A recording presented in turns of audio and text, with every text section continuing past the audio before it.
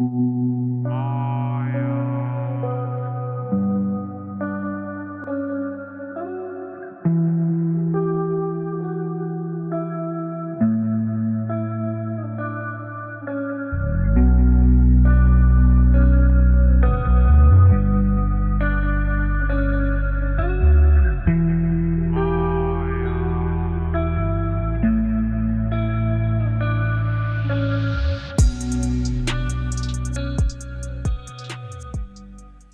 this video we are taking a look at a brand that is new to me and also new to DLT trading, which is where I bought these 4 knives. So I know that Jason, the owner of DLT Trading, he visited Blade Show this year, 2021, and he met with the owner of Attleboro knives. And I know that he felt impressed with the different knives shown at the show, and I guess he also took a liking to the owner of Attleboro knives. So these knives popped up like, I don't know now, maybe 1 or 2 weeks ago, 2 weeks ago perhaps, at DLT Trading, and I had no previous knowledge of this maker. I did do some research, etc., and I saw that he's been in the business for a while, so it's not like a brand new knife maker or anything like that. And I decided that, to jump on the train and, give it a try. I always find it to be interesting to test new makers out, or new to me knife makers, to see what fuss is all about. I mean, if Jason is impressed by something, then it is something that I want to take a look at and have a go at as well. So what we're going to do now is that we're going to do some unboxing, and then we're going to do some sharpness tests, and then we're going to do some sort of field tests as well. But let's start with the unboxing, and I think we're going to go with these 2 first, since these are like the signature Attleboro knife, or that is how I have gotten the information, sort of. So here we have 2 boxes. They both contain the very same model, but with some slight variations to blade finish. So we can see here, there's a lot of text going on here. I probably can't go over it all like this, but you can see it in the camera here, and then I'll just pick one of these. I'm gonna go with the stonewash version because I think that is what I consider to be the regular standard one, and here is the stonewash version. So the box that knife comes in looks like this. Yeah, it's a standard sturdy box, pretty much. And then we open it up, and let's see, we have some stuff here, and we actually have a lot more stuff. So I think that is it. Let's put the knife aside for now. I mean, that is the centerpiece, of course, but we can take a look at what is included here. So we have a sticker for those of you who like that or collect stickers. Could be important for some people. We have this small, I was gonna say like a challenge coin or something, but it looks more like a marker. Let's see what it is.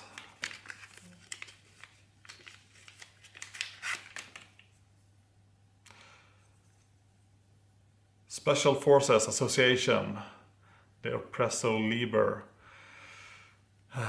Spoken chapter, and then we have a photo of Master Staff Sergeant William B. Hunt Memorial Chapter.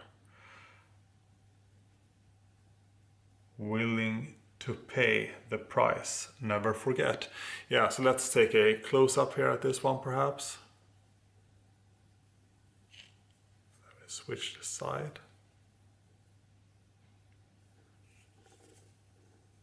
And on the side here it says, of course, Attleboro. So this knife was made in memory of Master Staff Sergeant William B. Hunt and all the others who paid the ultimate price in Vietnam. So it's a bit of a tribute, it is. And also hence the name of Attleboro, of course. Let's get this little marker in here. Let's see, we also have this warning: Attleboro knives leave our factory very sharp. Please handle with extreme care. And when I see this type of warnings in boxes with knives, I sometimes get a bit, skeptical, because I have my sense of what a sharp knife is. So I do hope that this knife really is as sharp as they say here, and that is something we will find out shortly. We also have some information here: Attleboro knives guaranteed for life. Then there's some warranty information here. You can pause the video and read it all if you want, but I'm not gonna read all the text here right now. We also have I was gonna say that this is probably like a certificate of authenticity, perhaps. It doesn't specifically say that now, does it?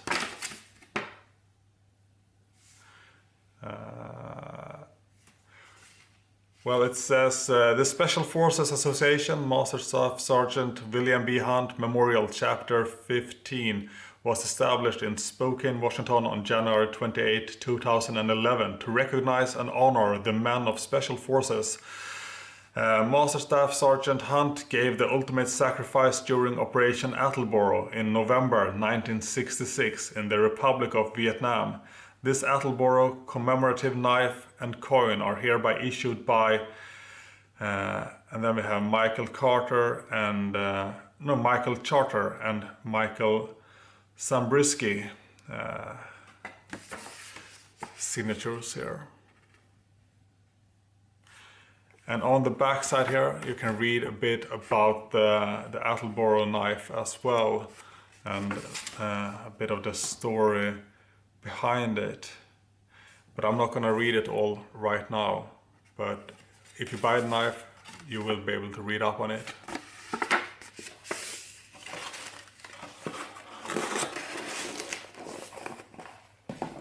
So let's take a look at the knife itself now. So it comes like this, in this sort of kydex sheath here. This is an interesting belt design or locking mechanism. I'm not quite sure I've seen this specific one before, but it does seem pretty. It seems pretty straightforward, I'd say. You have two pins here, or not pins, but two. Let's see.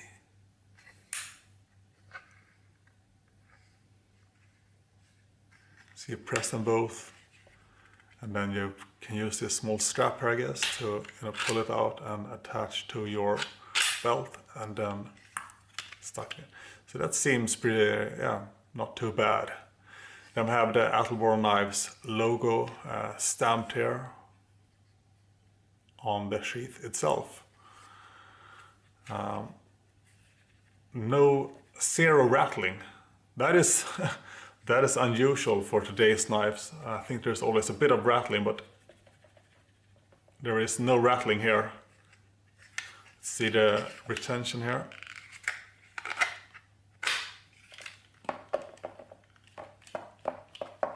Yeah, this guy, he obviously knows how to make well-fitted kydex sheath. No rattling and great retention. So that is a good thing. So this is the first time I unsheath this knife. It's gonna be, really my absolute initial impressions going on now. Here it is. Let's take a close-up look as well. My first thought is, nice fit and finish, very compact. quite a wide blade, I'd say. Let's take a look at the ergos here. Yeah, feels good in my hand.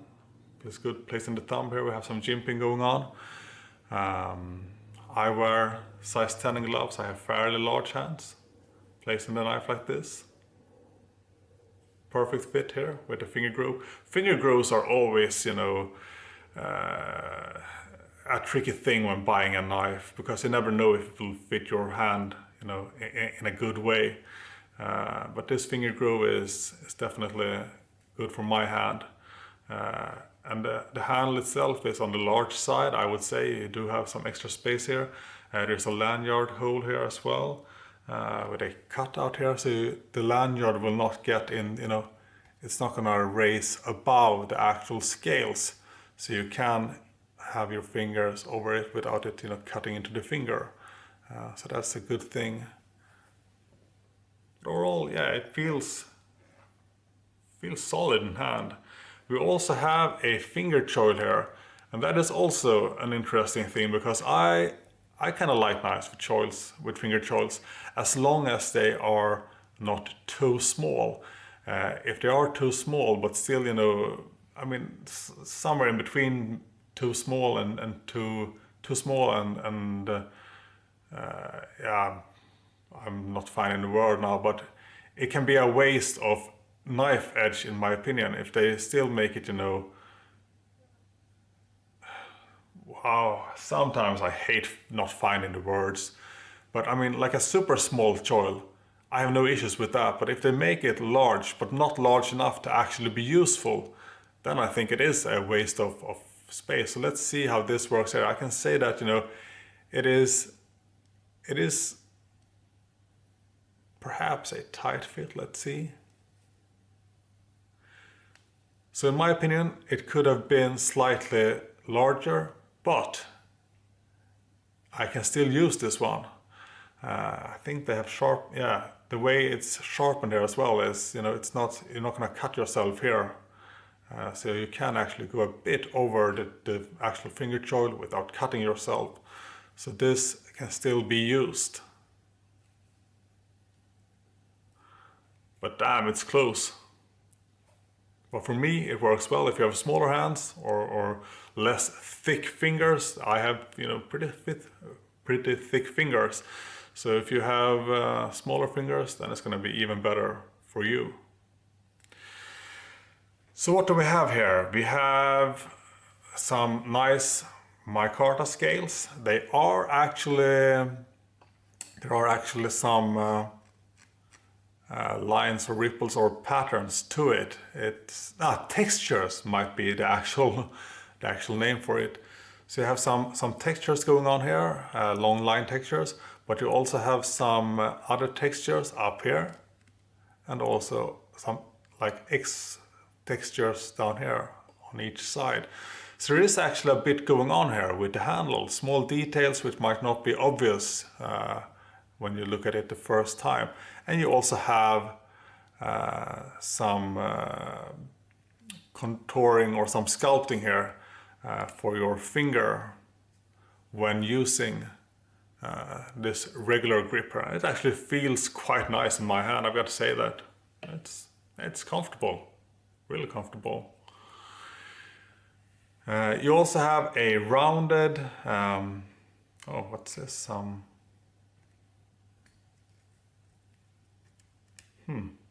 Interesting. Is this perhaps some glue residue of sorts? Easy to remove at least. Yeah, whatever. You have a nicely rounded spine.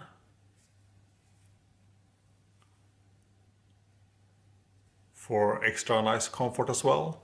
And the spine is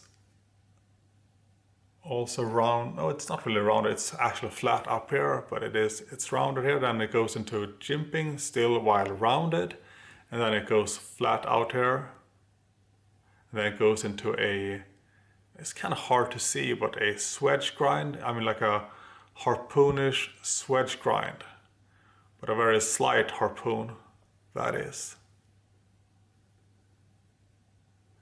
like I said, there is a lot going on with this knife, and I bet there is a good thought behind every detail on it as well. What do we have? What text do we have here? USA S35VN, and then we have the Attleboro Knives logo. Let's see, like that, and like that. So what do you say? Should we take a look at the actual specs here, perhaps? So this one we have, did I mention the name of this knife? This is the Attleboro knife. So we have a overall length of 9.75 inches.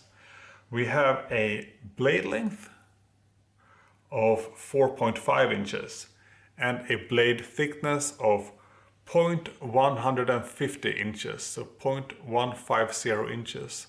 And that is actually quite a nice blade thickness in my opinion. It's not super thin, but it's not, super thick either, somewhere in between, and that is probably a good call for a knife in this size and with this design. The steel is S35VN, so it's a fairly stainless steel with pretty good edge retention and, well, same good toughness, I would say, as well. The blade finish on this one is, as you can see, a stonewash finish, but it is offered in a variety of blade finishes. We're going to take a look at another one here as well, but I think there are more than two. But overall, my initial impressions are really solid. I like it. And I can see why Jason liked it as well when he picked them up and took a look at a blade show. Definitely. Now I just want to test the sharpness, and then after that I want to test, the knife in feel to see how it holds up. But overall, really nice first impression. Let's take a look at the other one as well that I have with me here by my side. I'm going to clean up this a little bit later on as well. So let's put that one there, and then we go with the next one. So I'm fairly sure the contents are going to be kind of the same here as well, with all the paperwork, etc. Yeah, everything here is identical to the other box.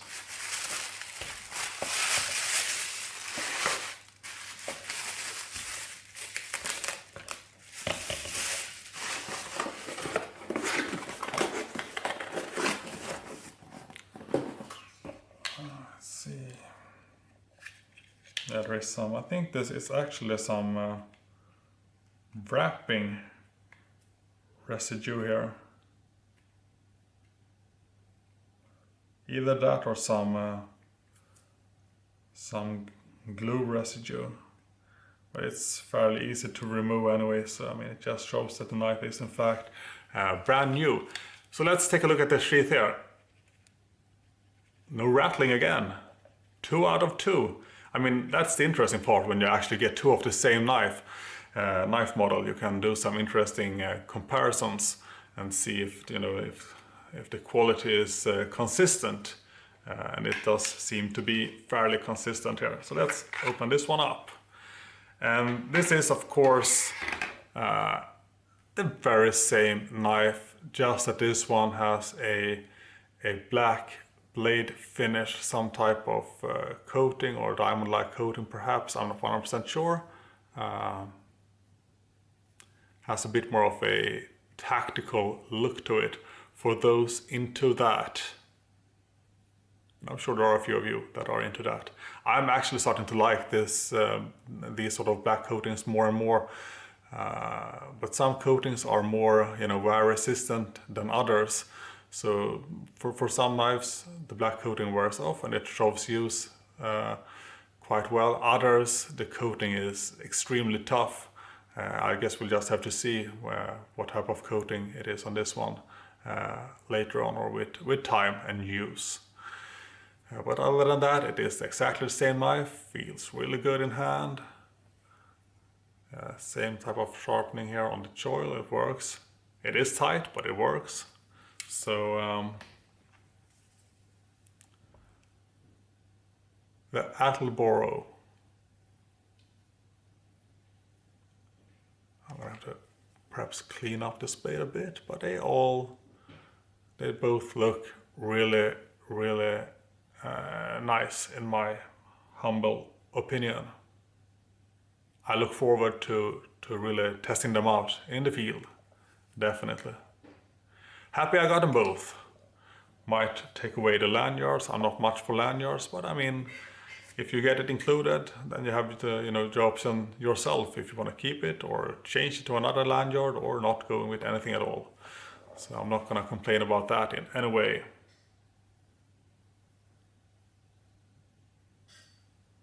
Yeah, let's put these back into their respective sheaths.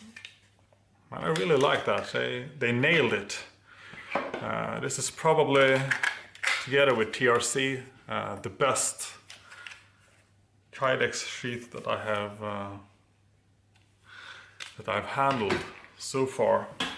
RMJ sometimes makes some pretty good sheaths as well, but I think that these are better. So next up, we have this, the Tranh. It means something in Vietnamese, but I don't know. I've forgotten, but I bet there is some notes with some information about the knife inside here. So let's open them up here, and I'm once again going with one with a metallic Cerakote and one in black. So let's start with the metallic one here. The Tranh neck knife. So I mean, this is going to be a smaller knife, obviously, and a very different design at that. Once again, they warn us, the knives are sharp, and I say that, yeah, we will find out about that soon enough. You get one more sticker. I have a lot of stickers now. And then perhaps there is a knife in here. It is so light, Let's see. Yeah, I forgot to speak about the weight. I don't know how much the Attleboro knife weighs. Yeah, I'll find that out later. So here we have the typical neck knife design with this sort of, what should we call this? Necklace? Neck chain? Yeah, whatever. And let's see what they write here about this. Or is this the exact same? This is actually the exact same information that came with the other knives as well. Translation of Tranh doctrine into military action. Let's see, military Tranh, the three phases. Blah. Yeah, there is some. Wait, this is all another text. This is actually only about the Tranh neck knife. My bad. I thought this was pretty much the exact same information that came with the Attleboro knife, but it obviously is not. This is a text specific to this knife model. There are two specific definitions for Tranh. First, in Vietnamese, Tranh translates as struggle, to never quit and drive on until you succeed. Second, Tranh is a theory of protracted warfare which combines a nation's military and political focus to achieve victory. So that is the story behind the naming of this knife. That's good. I'm sure I really wanted to talk about that in the video, and now I got it to me right away. So obviously a very different knife than the Attleboro knife. This one is super light in its kydex and with the small chain here. There is no rattling. The only noise that's coming here is from the chain here against the kydex shape, but there is zero rattling. The retention, I can say right away, the retention is extremely well. It's almost too well. Oh, there we go.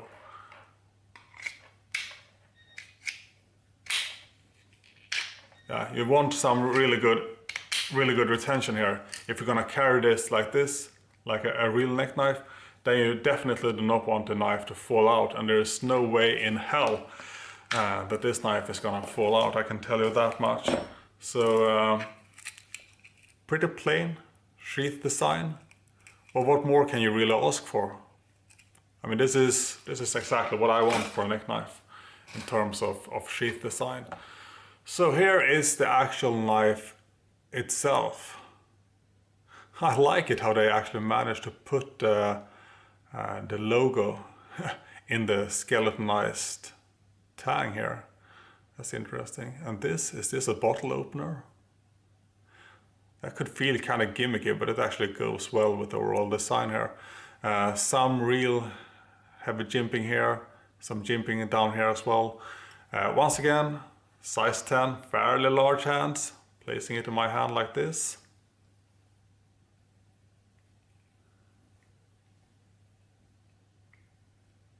It may not look really comfortable, but it actually is.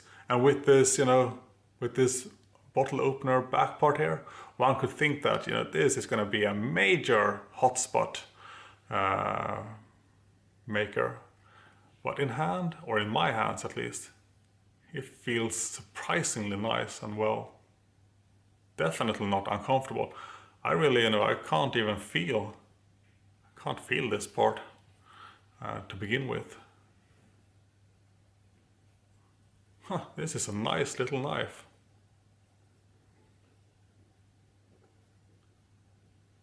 Fairly thick, sturdy, compact. So what markings do we have on this one? I should have maybe cleaned it off, but this is the first time I put it out there.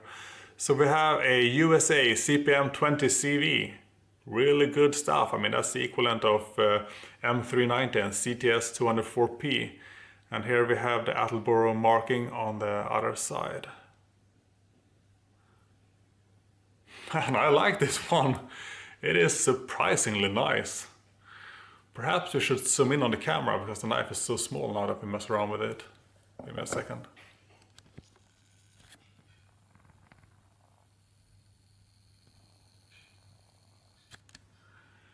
So this is probably slightly better since the knife is on the small side.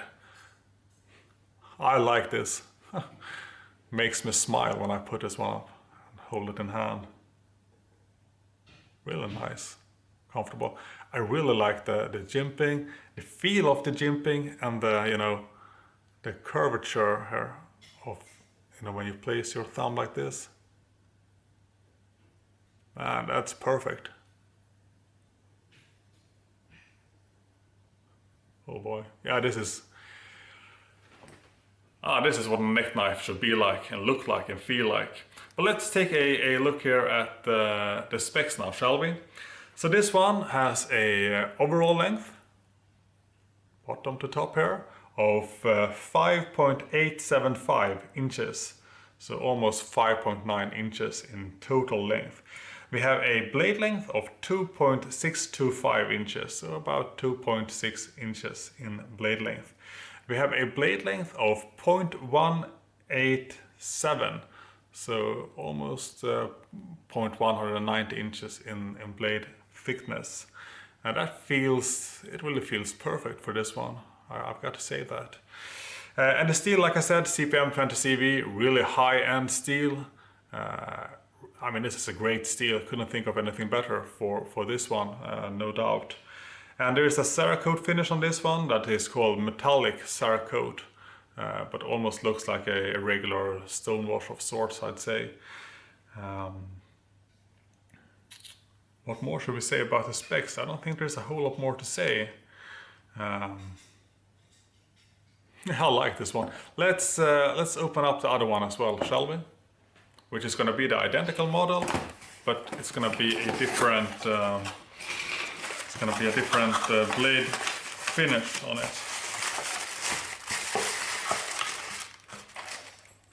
Let's see.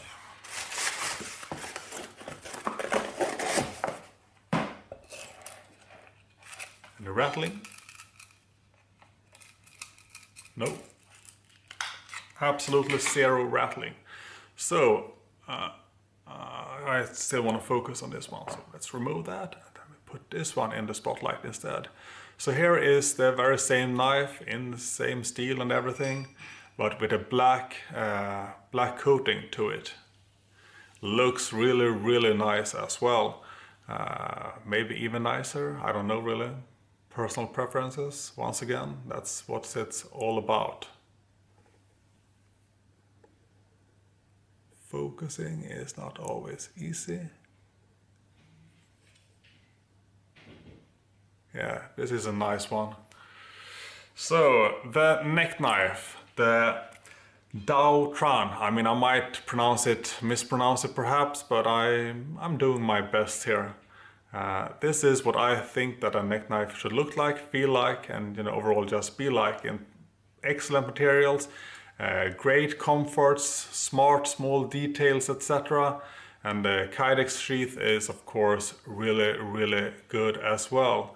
I think they really nailed that part, to be honest. So this is, if you're looking for a great neck knife, then this could definitely be it. I mean, I still want to test it, test especially the sharpness, but if it is sharp enough and if the CPM 20CV is heat treated correctly, then it will keep an edge forever. And in terms of corrosion resistant, this is super corrosion resistant, and especially with the Cerakote finish on it as well, and this black coating here, I mean, there's never going to be a trace of rust on these two knives. That is 100% certain. So that is the Tranh neck knife. Really nice looking knife.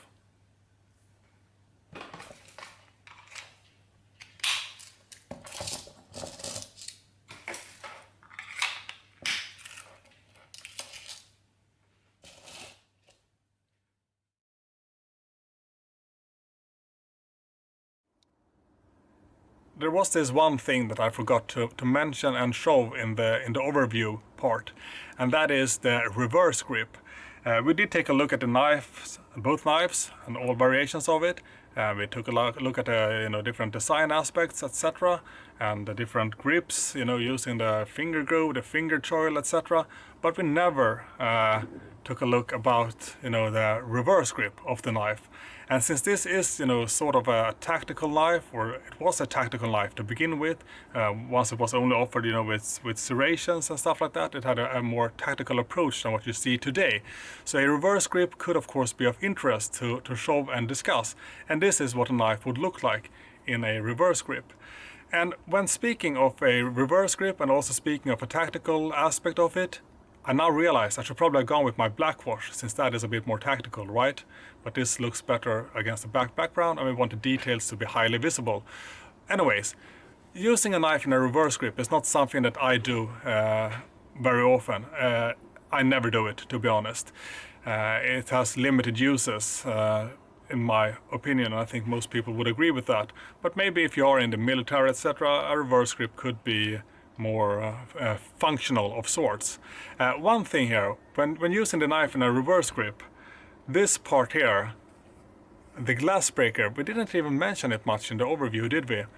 Can become a problem, because this one here it's not sharp, but it has been ground differently here on this. Maybe it's not visible here, but it's not. You can now see that it's actually a bit pointy, right? You see how it, almost like a swedge going on there. Of course, making it, easier to smash the glass. That if you hold the knife like this, then it could become, sort of an issue, especially if you put it down in a wood stump perhaps, or if you are to stab someone, for which I hope you're not going to do with this knife or any other knife. But this could be an issue. Placing your thumb, more like this will of course help, or placing your thumb, well, not at all on the bottom part here or the top part here, will of course eliminate the problem completely. But reverse grip, yeah, it feels, well, it doesn't feel bad, but it feels it doesn't feel like a normal grip, but it doesn't feel bad. The choil here, yeah, I mean, my little finger is a bit smaller, so the choil is actually working well now. But using like this, yeah, I mean, it feels feels kind of random, to be honest. So, but yeah, for those that want to use a reverse grip, this will work in a reverse grip. So let's take a look at the neck knife next. So the neck knife, well, this one feels surprisingly okay to hold in a reverse grip as well. The only issue in a reverse grip, if you do like this and place the thumb up here, is that you have, the bottle opener part sticking up a bit. I'm not sure how well you can actually see that here, but placing your thumb up here is not super comfortable. But if you, for whatever reason, should have to really go with a reverse grip to do a stabbing motion, then maybe this part feeling a bit uncomfortable with your thumb here might not be the biggest concern. And I'm sure if you have to really go with a reverse grip, that you have some adrenaline rushing through your body, so you won't even notice it anyways. But if you're out in the woods and you want to put the knife down in a tree stump and you accidentally have your thumb up here, well, it's gonna, it's not gonna damage your thumb or anything, but it's definitely gonna be,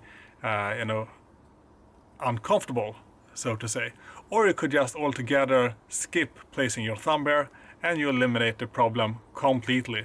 It's just that I think most people feel like, if they go like this in reverse, it feels like, placing the thumb here feels, yeah, like the normal position of the thumb, to put it like that. So yeah, reverse grip on the neck knife. Yeah, I mean it will work, and it will be, it feels secure in my hand like this. But this is not a grip that I will, once again, I'm not gonna say never, but it's not a grip that I will, go for, unless some, extreme circumstances arises that makes me have to go like this. But other than that, there are many other grips, or not many other, but this grip is, yeah, this or this grip. Those are the two grips that you will see me use in this video. This is not a grip you will see anymore in this video, other than in this specific segment. Or if I perhaps mention this in the final thoughts part, then you could see me go reverse grip perhaps.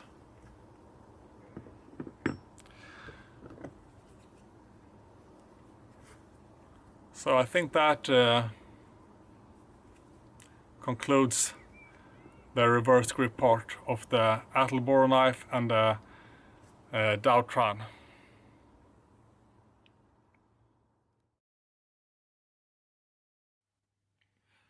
Here we have the blades now. I removed the lanyards from these two. Like I said, it's all gonna be personal preferences. But what we're gonna do now is not gonna be much about personal preferences, or well, still slightly a bit of preferences perhaps. We're gonna do a sharpness test now for these 4 knives. And with this fresh in mind, warning, Attleboro knives leave our factory very sharp. Please handle with extreme care. I think I've never seen that, extreme care before anywhere. And I really hope these knives are sharp now, because otherwise this will get a little bit awkward. And I know that we all have our very own definitions of what a sharp knife is and how sharp a knife should be, etc. But when someone tells me that to take extreme care, well, that makes me, I'm not hoping the knife to fail, in any way, but when they say that they have an extremely sharp knife, that is saying a lot by my personal standards. Regardless, we're gonna do some paper slicing, some regular printing paper, nothing special to it really. And we also have some magazine paper here, nothing really special about it either, but it's what I usually use for my sharpness tests.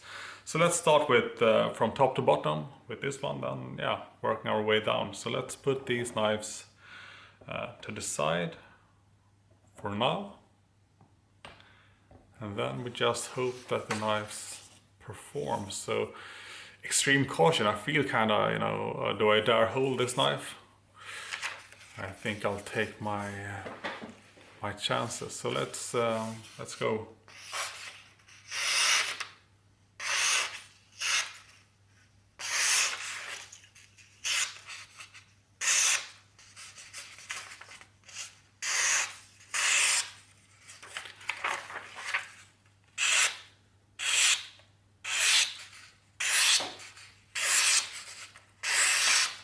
Well, I will say that the knife is obviously, it is sharp. I'm not really sure if I have to take, extreme caution using this blade, but it is, it's absolutely a sharp knife, no doubt. And I mean, I like the, knives can cut differently when they cut paper. I feel like I have some clean cuts here, really clean cuts. And the way, it feels, it's difficult to translate to camera actually, but how it feels when, when you cut, there is a special feeling to it. And this one feels actually just right, I would say. So maybe I'm overkilling it a bit here now, totally slicing the paper up, but once you get started, it can sometimes be a bit tricky to end. But yeah, this one is actually quite sharp. Slice the paper really, really well. I've got to say that. So let's proceed with the next one, which is this little neck knife here. That was CPM S35VN. Now we are venturing into CPM 20CV.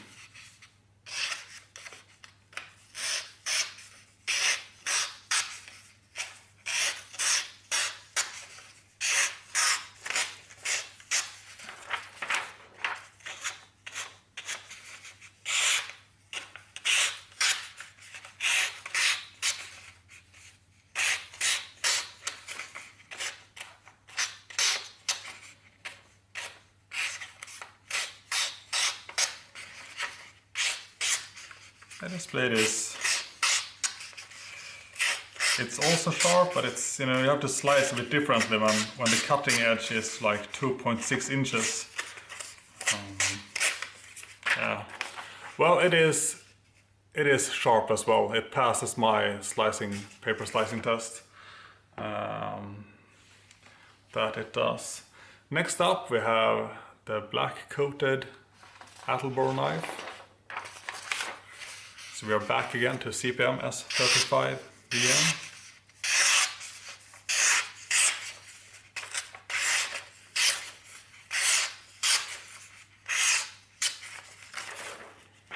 It is most definitely a sharp knife.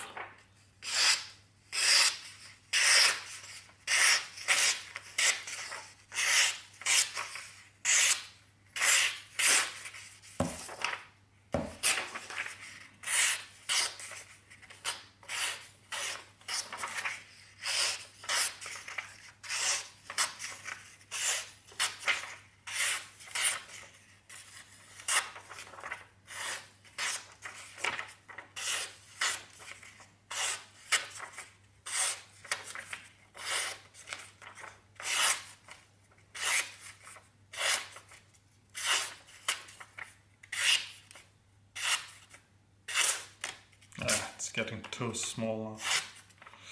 And we should take extreme caution. Right, yeah, this one is sharp as well. It passes the printing paper test. Now we only have this one left. Don't fail me, little neck knife. Keep the sharpness quality consistent now, will you?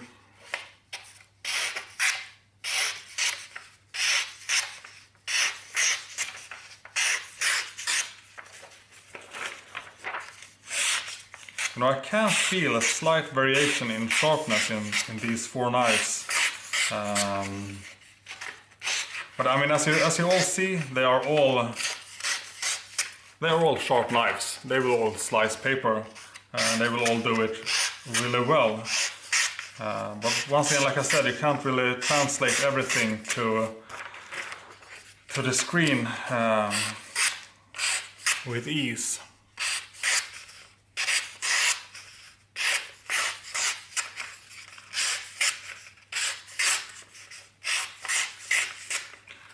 So I think we're gonna settle like that, but I would say that this is the sharper neck knife of the two. Whoops, there's the balance point. The sharper neck knife by a little bit, but this one was obviously sharp as well. We had no issues cutting the paper, but you know, I could feel that the black one was perhaps a tiny bit sharper. With this one I could feel like that this one was actually slightly sharper than this one, but this one is absolutely sharp enough and slices with pretty much ease the printing paper. So there's like the knives go from very sharp to more sharp. So that's a good base level to start with, and I mean it is semi-consistent. And the printing paper is now turned into shreds like this. And hopefully we can do the same thing now with the other type of paper, which is the magazine paper. So you can get some variation in the different papers we are cutting up or slicing, I should say.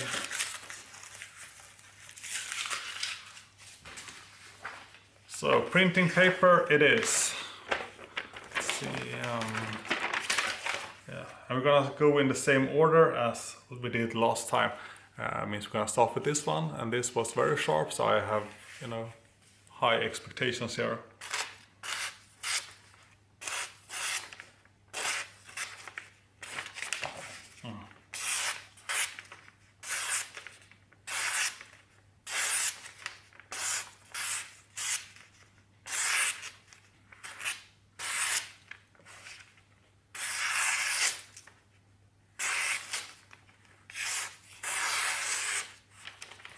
That's very good.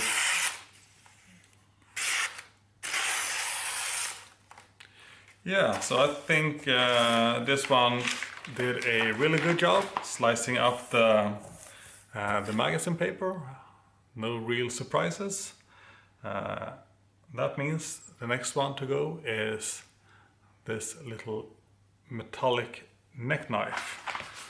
So let's see if we can get some nice results with that one as well.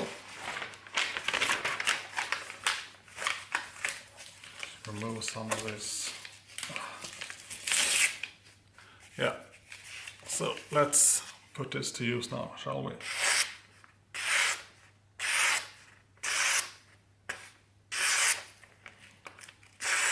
Remember now, I said that the black one was sharper, but this one is, as you can see, still quite sharp. That is what I mean. The base sharpness is really good, then it only gets even sharper.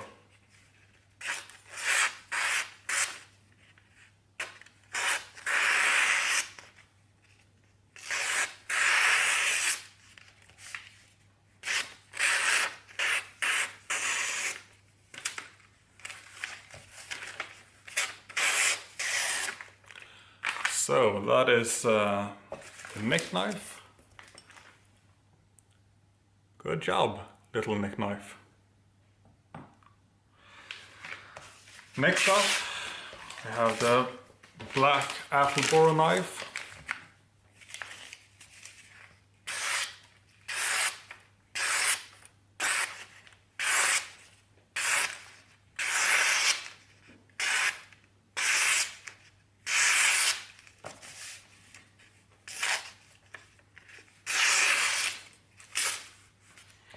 Yeah, made pretty quick work as well, slicing it up. Good job. Easily passes the test as well. And last, we have the black neck knife here. So let's continue with that.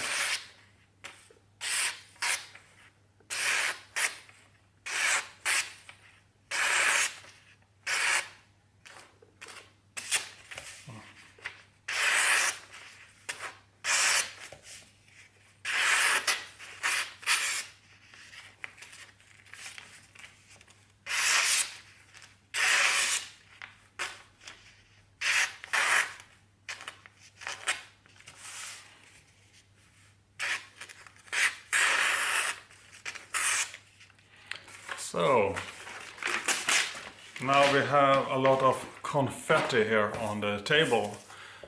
This one did, of course, a good job. They all did a really good job slicing this type of paper, or slicing both types of paper, to be honest. Yeah, like I said, once again, a lot of confetti here. So this is, I mean, this is a really good, really good factory edge. Or maybe these knives are not really, you know, factory made now that I think about it. They are more like handmade, I'd say. But the edge from, you know, the starter edge or whatever we want to call it is really good. They were right in including this note. I think, I mean, they actually say factory here. They did leave the factory very sharp. And the extreme care is probably for those people who are not used to having a high quality knife or a real sharp knife. Otherwise this could have been skipped, in my opinion, but you know, that's who really cares. The knives are sharp. Now we will see how well they keep their sharpness, you know, the edge retention, etc. But so far my initial impressions are really good.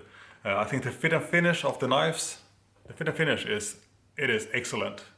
Really excellent, lots of nice small details. I like both designs. I'm in love with the little neck knife here, man. I'm super happy I decided to go with those. And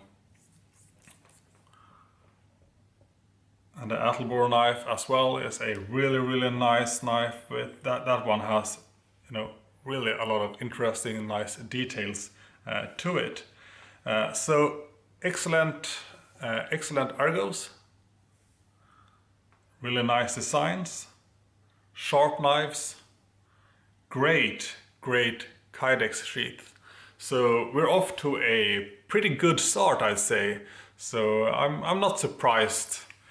I'm not the least surprised why Jason decided to pick these up from Blade Show, or pick the maker up at least. These are high quality knives, I can say that right away, and I'm quite confident that they will perform excellent out in the field as well. And great knives to honor those who fought in Vietnam as well. Since there are so few videos showing these models here on YouTube, or any other place for that matter, I want to throw in some extra, you know, tests of sorts. Especially in regards of sharpness, now that they still have the factory edge on these knives. So I want to do some slicing of newspaper paper, you know, this kind of paper, which I think most of you know provides probably the most challenge in terms of paper. So let's see if the knives will cut this sort of paper. And we're gonna try all of the knives for that.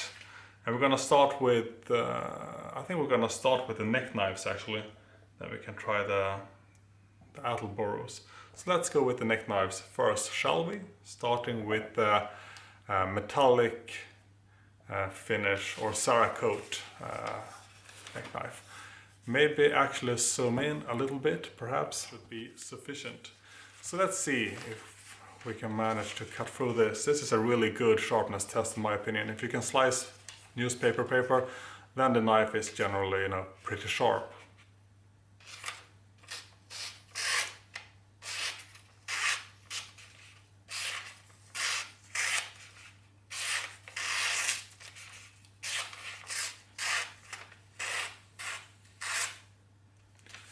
So this may not, you know, look overly impressive or anything, but this is the one type of paper that gives knives, you know, the best run for the money. And I will say that what you see here right now is actually a pretty solid performance. This is actually really good. So the sharpness of this knife definitely, you know, it definitely passes the newspaper test. Let's see if the other neck knife can keep up with its metallic Cerakote brother. So here we go.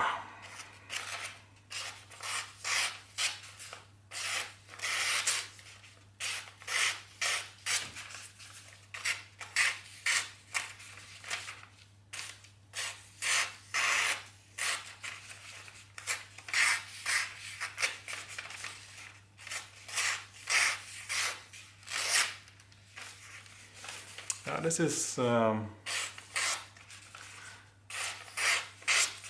is a pretty solid performance. And knowing that these knives are in CPM 20 CV, we know the edge here is gonna last, not indefinitely, not forever, but the edge is gonna last a long time. So having this sharpness from the get-go, that is really, really good. So both the neck knives passes the newspaper test with ease. Let's try the larger Attleboro here now, cutting the very same type of newspaper paper.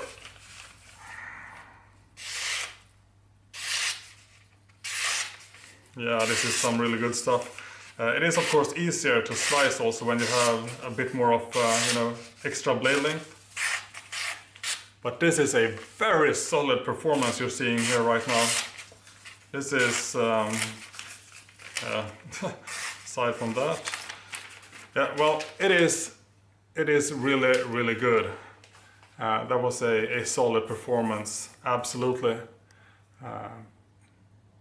Very sharp knife, very, very sharp. Let's go with the black wash or black coated version as well.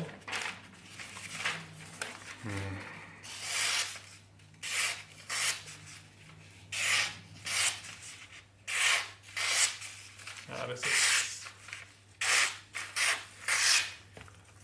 super solid performance. Yeah. So all four knives are incredibly sharp. They easily pass the newspaper test here. Easily.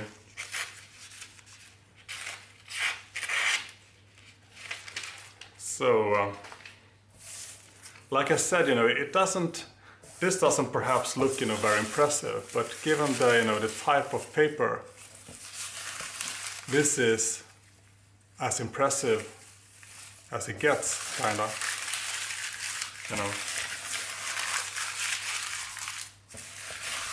So great sharpness, and this makes me confident that I can do some really nice leg hair shaving. So that is what we're gonna do next. Well, here it is, the one segment you have all been waiting and longing for, the leg hair shaving test. So I am probably running out a bit of leg hair here because I've done a lot of shaving and sharpness testing here with some different knives, but I should be able to find some, pieces of hair, perhaps. Holy hell, I'm not that agile anymore. Yeah, perhaps we have some. I don't know how visible this really is, but I mean, let's go ahead here.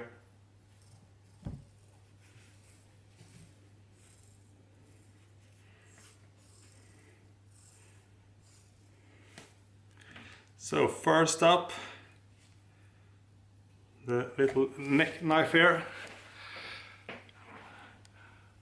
Maybe it wasn't really visible when I did the actual shaving, but at least we can see that we shaved some hair off here. So this one is confirmed shaving sharp. Then we can go with the black stonewash. Or not stonewash, the black wash or black coated neck knife here. See if we can get some, holy crap, get some, man, it's not easy finding spots because it's spots with hair we are looking at right now, because it's, yeah.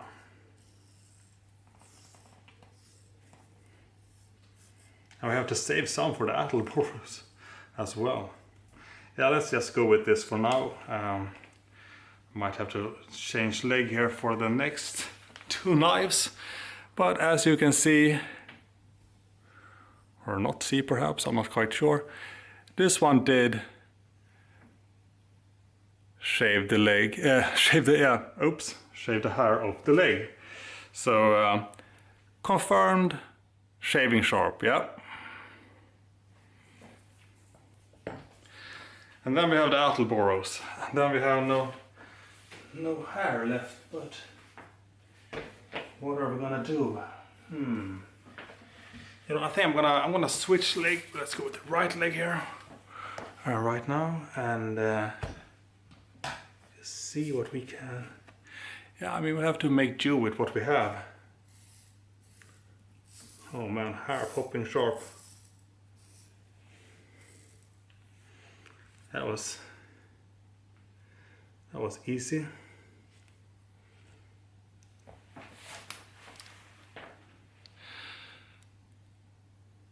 And here we have the hair. So this one is also confirmed shaving sharp, no doubt about that. Really sharp, nice, clean shaving of hair. And finally, we have the black Attleboro, but no hair left to shave, perhaps. We will see.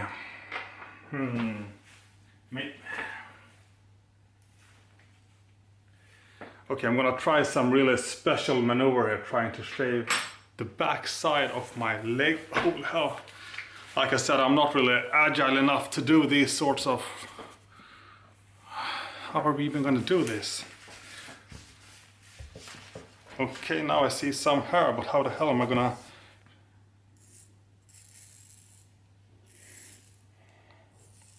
I swear to God, you're never gonna see a man shave his leg in this position again. This is a once in a lifetime, I promise. So, did it shave? Yes, it did. Hair popping, sharp, really nice, clean shave. You know, if only I had more hair, it would be easier to show, you know, how nice it shaves. And I bet that, you know, a lot of you guys are probably gonna shave your legs if you get this knife. So I mean, it is one of those tasks that I really want to show, because I think it's the most common use of a knife like this to shave your legs, right? Shaving sharp. Shaving sharp.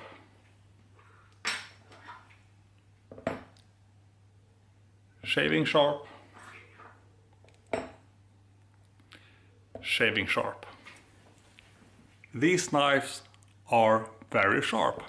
They were not lying when they wrote on those small notes that the knives are leaving the factory very sharp, because that is exactly how it is.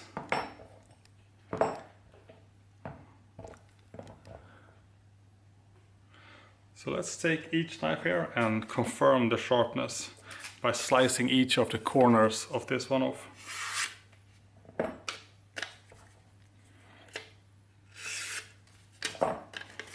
There are some leg hair flying in the wind.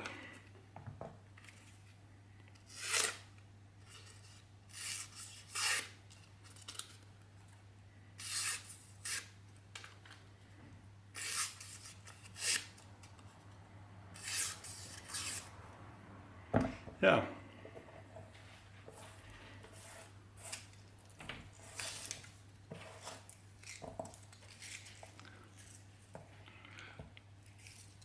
Sharp knives.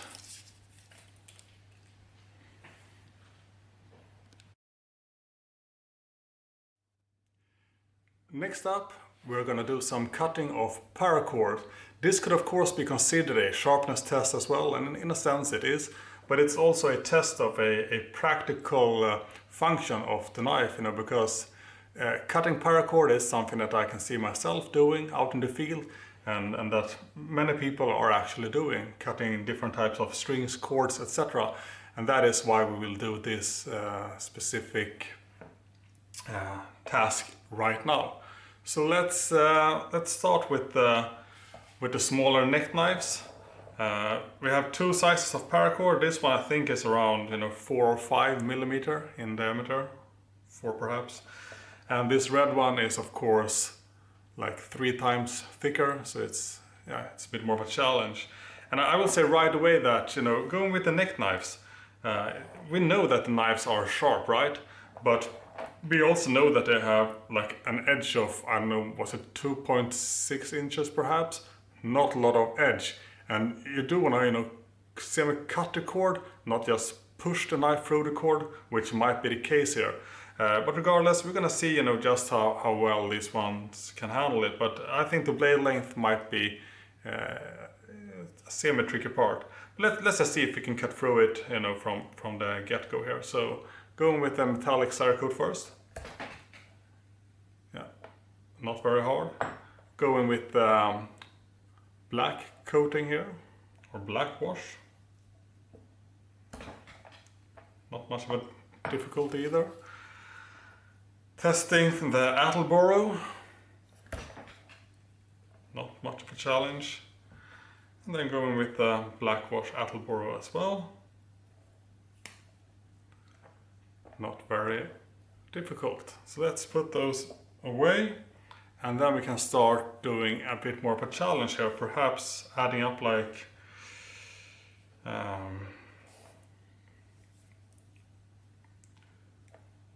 going from 1 to perhaps 4. So we have double folded, which means there will be a total of 4 to cut through here. So let's go with the neck knife first. Like I said, we don't just want to push, but we want to cut it. But let's see how we can do this. 1, 2, and 3. So we did not cut through them entirely. There is this last piece here hanging by a thread, just doing like that. So I'm still gonna say we cut through all 4 of them. Not bad. Not bad at all, given its small size. We can try the very same with the black wash as well. So 1 and 2, right? And then we put them like this, so we get them to be 4. So let's see how we can do this. Yep. 1, 2, and go. 1, 2, 3, 4, 5, 6. So the last one here we didn't cut through, and it was not because of the sharpness of the blade. It was actually due to the lack of blade length a bit here. We know the knife is very sharp, but it's also the only limits to a small knife is the actual length of the blade. I'm gonna save some of this green for one of the Attleboros, or maybe I should do that right away actually. See if we can go, how many we can go here. So like this, that, 1, 2, 3. Then like this, like this. Are we going pretty much all in now? There's not a lot to save here. I'm actually not even sure how much. It's a lot. 1, 2, 3, 4, 5, 6, 7, 8, 9, 10, 11, 12. Yeah. This could be interesting. Let's go with the stone wash. I'll place all 12 here. Then we see how many of them we can actually cut through. So Yeah. Move to a secure place here now. So with a bit of extra blade length, we cut through all of them. 1, 2, 3, 4, 5, 6, 7, 8, 9, 10, 11, 12, 13, 14, 15, 16, 17, 18, 19, 20, 21, 22, 23, 24.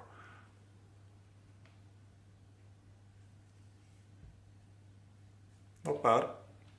Definitely not bad. So now we are out of the thinner type of, well, like I said before, one of my dogs started barking like crazy. We are now out of the thin styled paracord. We only have the thick ones left. So let's try one of these thick ones with the neck knife to see how it does. This is like 3 times thicker, the green one, so could be interesting. Yeah, let's do this. 1, 2, 3, and go.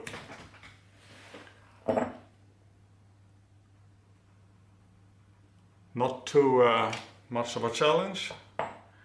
It should not be too much of a challenge for the black one either, since they are about equal in sharpness. So 1, 2, 3, and go.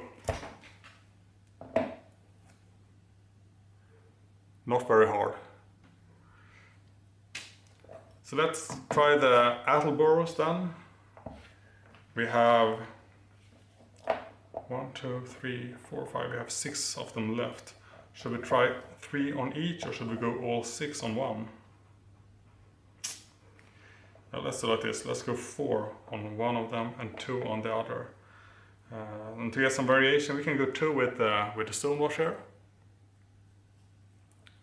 Should be absolutely no issues. But yeah, that's, you know, piece of cake. 0 effort to it. And then we can try the, you know, just for some variety and testing the different edges of the knives, we can try 4 of them here on the black one.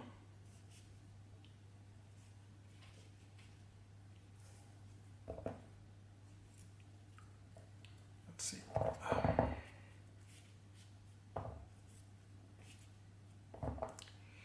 So let's go with the, and I want to have them kind of even when I do the cut. I will make for the best cut, but if I can't have that, then, you know, so be it. So now we go the 4 here. 1, 2, 3. 1, 2, 3, 4, 5, 6. Did I just... I think one flew away here. Got out of my grip. But I can see, well, we did cut it, but it got loose from the momentum, so we pushed it away. But pretty much, you know, yeah. So yeah, I think that's it for the paracord cutting. If you want to cut paracord with your Attleboro, then it will, well, it will undoubtedly cut paracord. It will be easier to cut a lot of paracord using a larger knife, or, you know, a knife with a longer blade. But you can still do a lot of cutting with these ones, but maybe you don't have to go with, like, I don't know, 10 cords at the same time. Maybe you can, you know, be a bit more strategic. And in terms of sharpness, you know, or edge retention, these ones should stay sharper quite a while longer than these 2 cutting paracord.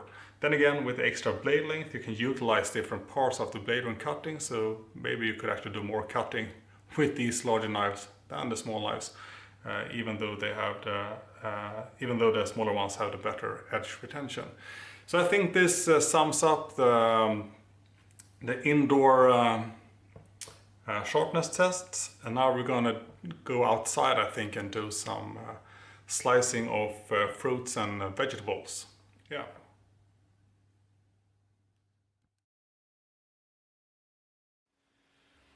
By now we have taken a look at the knives, we did some unboxing, we went over the specs, we also tested the sharpness, slicing some different types of paper. And those of you that know me know that I like to include some sort of food prep segment, or pretty much a sharpness test, slicing different kinds of fruits and vegetables. Usually I have a lot of fruits and vegetables on the table. Today I only have tomatoes and one orange. And the reason for that is because these are the one fruit and the one vegetable that is usually giving me the hardest time due to the kind of peel and the consistency of the fruit and vegetable. So that is why we only have these two, and I don't want this segment to drag on forever. So it's me testing out a way to make my videos slightly shorter and more efficient, going with the most challenging objects, so to say. And well, I do have one more of the neck knife and one more of the Attleboro knife, but I mean, it's just gonna be dragging out if I use both the knives and both the neck knives, cutting the very same types of fruits and vegetables. So I decided to go with the regular versions here, the stonewash finish or the metallic Cerakote finish for the neck knife. So let's start out here. Let's start small, I think, or perhaps maybe we're gonna mix it a little here, because I see one problem right away here, and that is of course the size of this one. Being, if I remember correctly now, 2.6, a little bit over 2.6 inches in blade length. And when you have an orange, like these are like mega oranges, you don't really have the sufficient blade length to cut through this in a nice, clean and efficient way. So maybe we're gonna use the Attleboro knife to slice this one up in finer pieces and then work together with the neck knife as a paring knife. And the same might actually be said about the tomatoes here. I think it's gonna be difficult using this one. We could actually, we can start with the tomato and see what we can actually do with a blade length of 2.6 inches kind of here. So and tomatoes are usually tricky due to the peel and stuff here. Sometimes you end up standing like this when the knife is actually not sharp enough, but this one really should be sharp enough to work its way through. Limited only by the actual blade length. And one more thing, we're gonna zoom in a bit.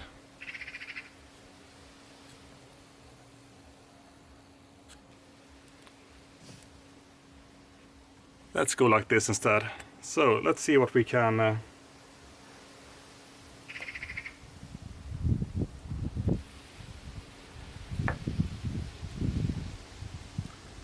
slices really nicely through here, I gotta say that, But the one issue, see,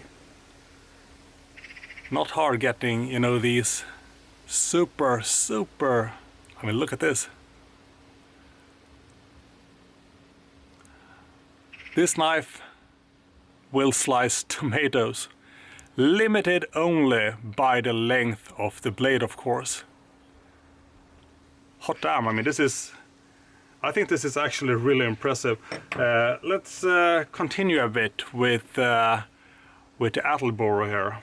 Putting this one aside. That extra blade length makes all the difference.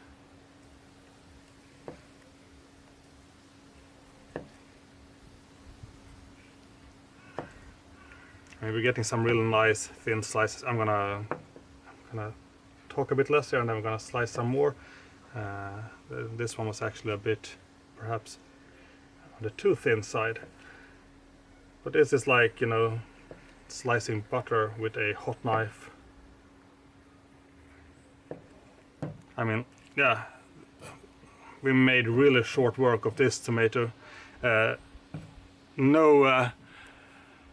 No issues whatsoever. I mean, this is exactly the kind of results you want to see. And I mean, we knew the knives were sharp, but this is still, to me, this is still kind of impressive, both with the Attleboro knife and the neck knife here. Let's clean this mess away here. We do have one more tomato, might as well slice it up in some way. See if we can use the neck knife some more in some way. I'm not 100% sure. Let's see. Let's go with some other types of. Let's go like this. Large, whatever.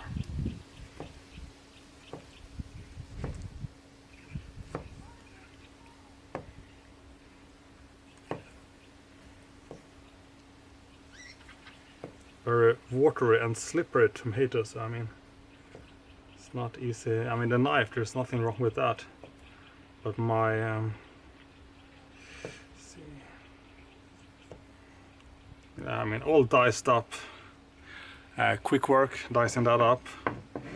So let's see if we can, if we slice it like this perhaps, and then we let the neck knife do some paring work here.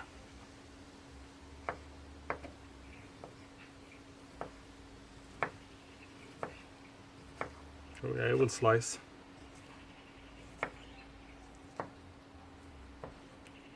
Definitely.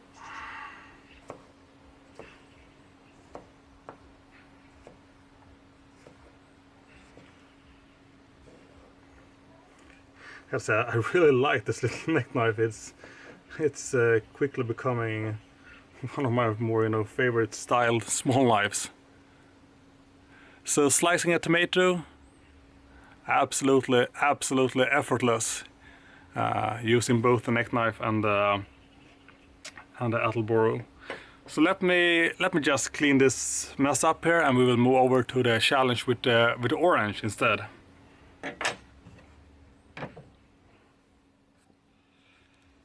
Okay, here we have the mega orange. I mean, it's a large orange, and here we have a small neck knife. So once again, we're gonna have to team up to make this into a interesting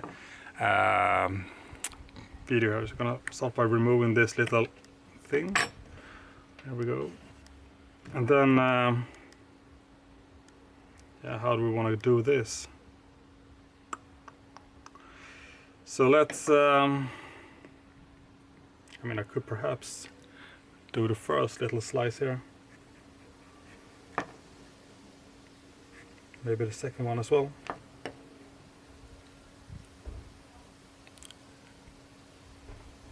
Leaf thin. And now it starts getting a bit difficult, but we could at least, do some minor slicing there with the neck knife, and then we can proceed with the Attleboro here.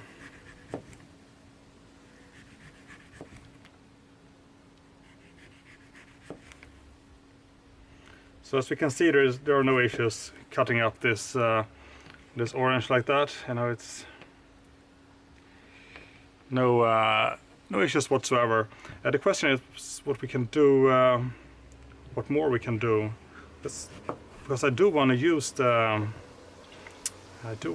neck knife in some way. Let's see, maybe if we can cut some pieces like that, and then we can remove the meat on these using the neck knife here.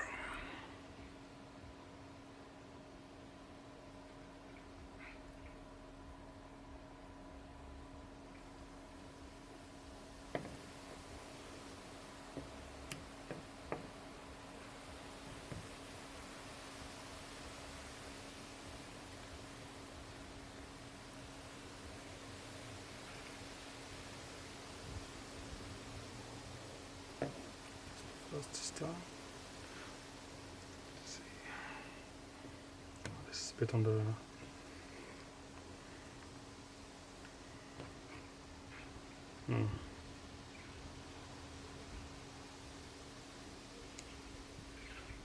Here is, not this is not usually, you know, how I would remove the meat, but not the best part actually.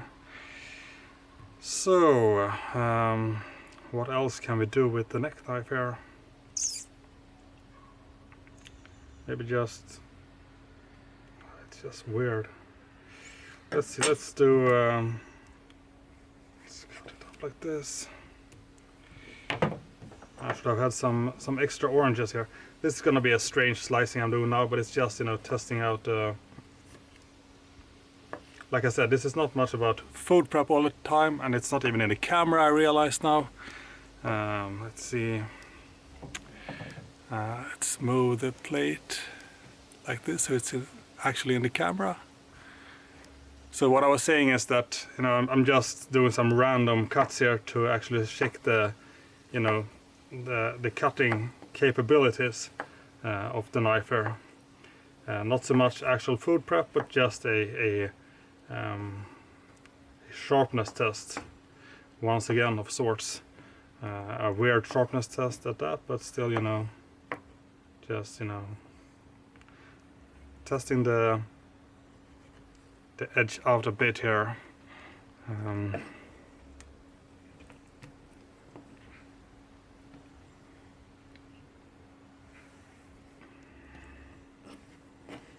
This is just weird stuff going on here at the table. So let's put Attleboro to some use again.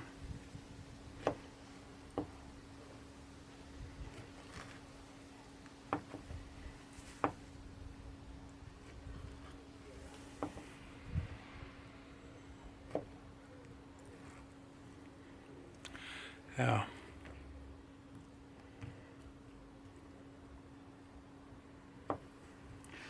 So now we've done some really random stuff here with the orange. It's more like a orange massacre of sorts. It looks not very nice, but like I said, it's just about.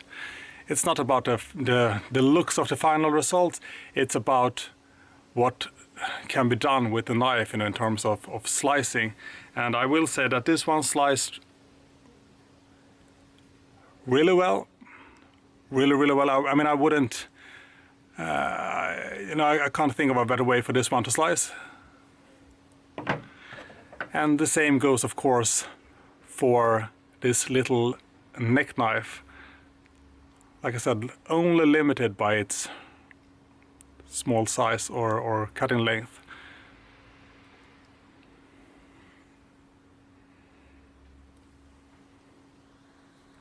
So that concludes the food prep or you know, / sharpness tests with fruits and vegetables.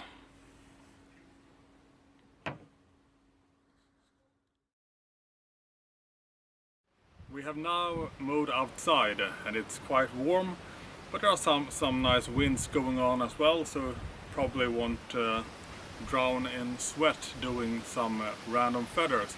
And we're gonna go with these two. I decided that, you know, going with all four is gonna take too much time. It's gonna be tedious to watch it, and you know, I think the performances should be pretty much identical, regardless of if you go with the black coat or the stone wash, or the black wash or the metallic Cerakote here. So these are the two knives that I've picked out semi-randomly for this test. And I have some pieces of what I think is birch here, which should be nice for making feathers. So let's start with the neck knife, I think, for now.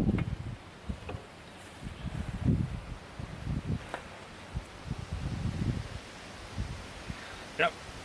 Hope this is visible in the camera.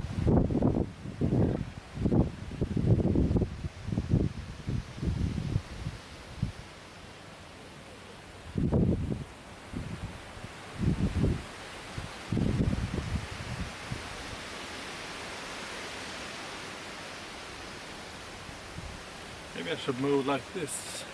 That seems to be where the... Oh man, the wind is picking up here. This would be a good test, you know, to see if the feathers are actually stuck to the wood piece or not. If they are not sufficiently stuck, they will just fly away in the wind.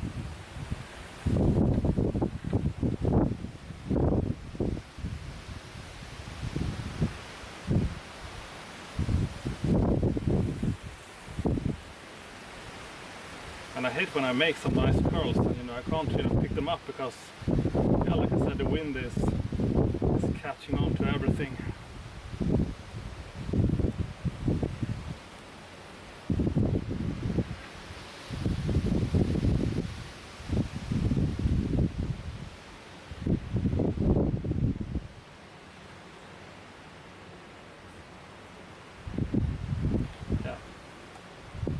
So this is where we are currently at with the feathers. Not a whole lot of them, but you know, they are kind of fine. See if we can go the other side. Is this piece of wood is or we can just try to continue here, but it's not. It was actually a bit trickier than I thought, you know, making some, you know, we're gonna get a bit different sized feathers here, but that's not, you know, not a totally bad thing.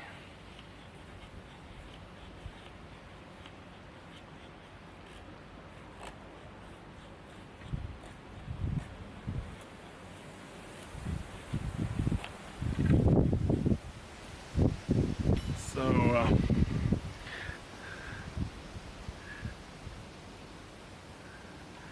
this is kind of what you want to see.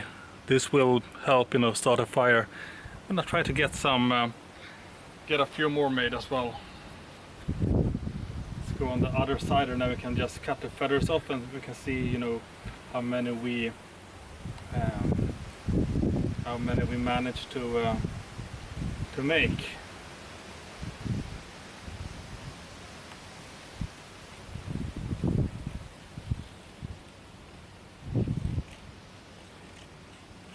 Interesting, on this side we get some more, slightly longer, but some more rough feathers of storks. Still feathers, I mean, still gonna do the job, no doubt.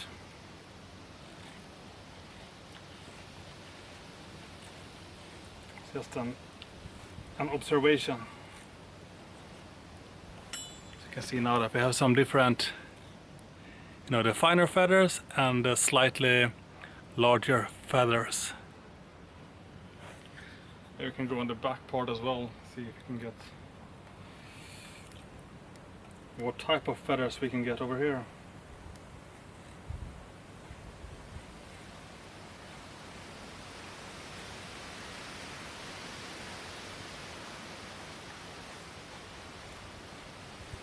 Yeah, more curly type feathers here. And some large uneven feathers.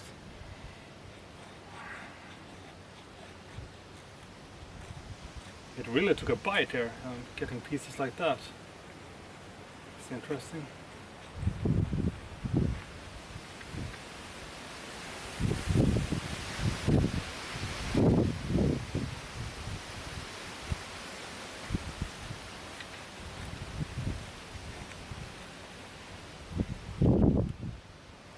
So now we have made some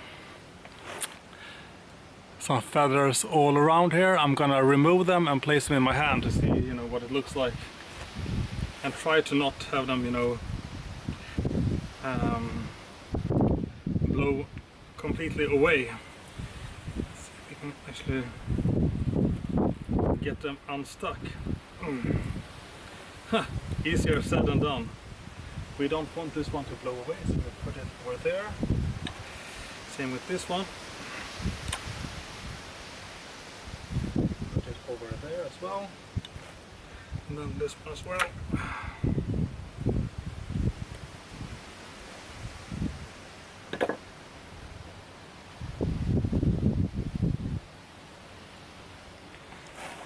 So here we have the neck knife feathers.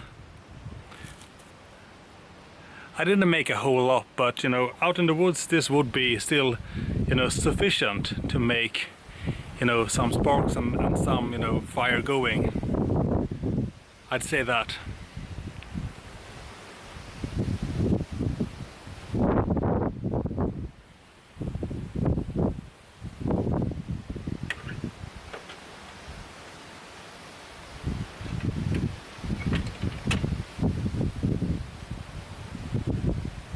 Next up we have the Attleboro, the regular large size knife. So let's see we can do. I can say right away that, you know, working with a full length knife, with a full, you know, handle with scales on it, does feel a lot nicer than a small neck knife. But then again, the difference between this one and the neck knife is that the neck knife you can't, you know, you can't even feel you're wearing it. It's so small and light. This one you can actually, I mean, you will you will feel that you are carrying. So I mean, it's you have to compromise, you know, big or small. But even so, I mean, it wasn't totally uncomfortable doing the feathers with the neck knife, but it wasn't you know, a pure pleasure experience either, if I put it like that. Anyway, let's start trying this one out now, shall we?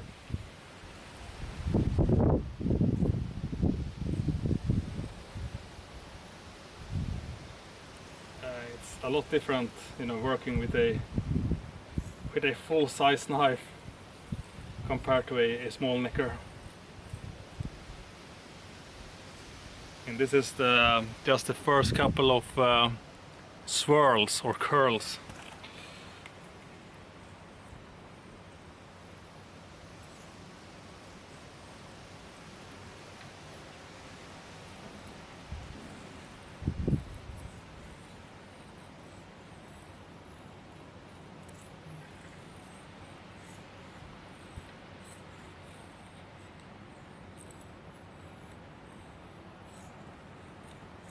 So this is the progress as of yet. Really fine, really nice feathers.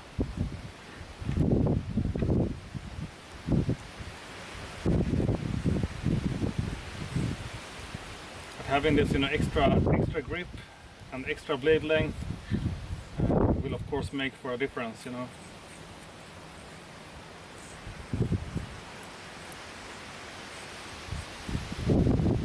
Try another side here.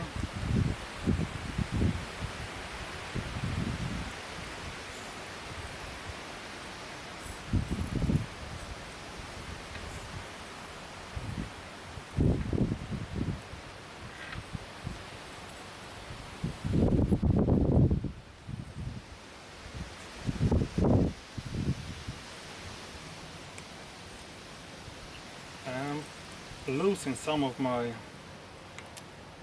feathers.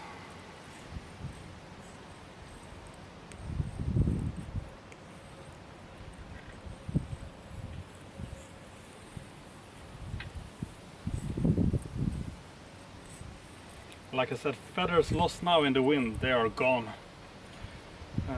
Here we got some, you know, semi with different types of feathers. Go here as well then. Oh, perhaps not. I wanted to break that up instead.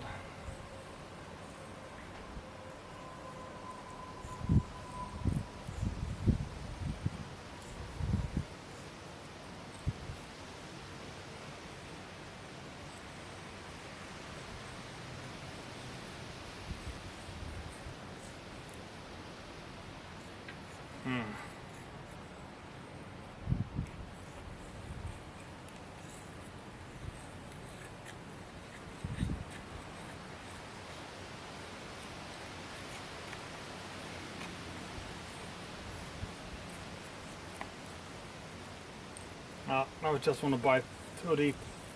Let's remove these and see what we got. Come on, try to get some of the feathers that fell off as well. So here is the feathers we made using the Attleboro. once again, not a whole lot of feathers, but definitely a start, you know, if you do want to get a spark going. If you have 1 or 2 more wood pieces that you can, you know, split and get, you know, fine edges on to make feathers, it will definitely make those feathers, undoubtedly. So here we have a more close-up of the feathers that we did with the Attleboro knife, and the feathers that we managed to get using the smaller, much smaller neck knife. And I will say that, you know, both of these little feather piles here would be sufficient to get a spark going, but I would probably go with a bit more, you know, like combining the two at least, so that if you get a spark and a fire going, that it doesn't, you know, burn out in the very instant. So I mean, if we were to like mash these together,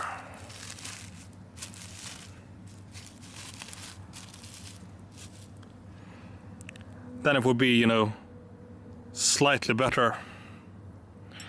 So let's consider this a team up here with the knives, making these feathers to get a fire going.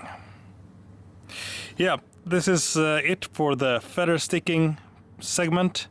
Now we're gonna move on to I don't know if it's batoning or if we're gonna head out into the woods and do some wood carving, etc. But there are much more stuff to do. So over and out for now.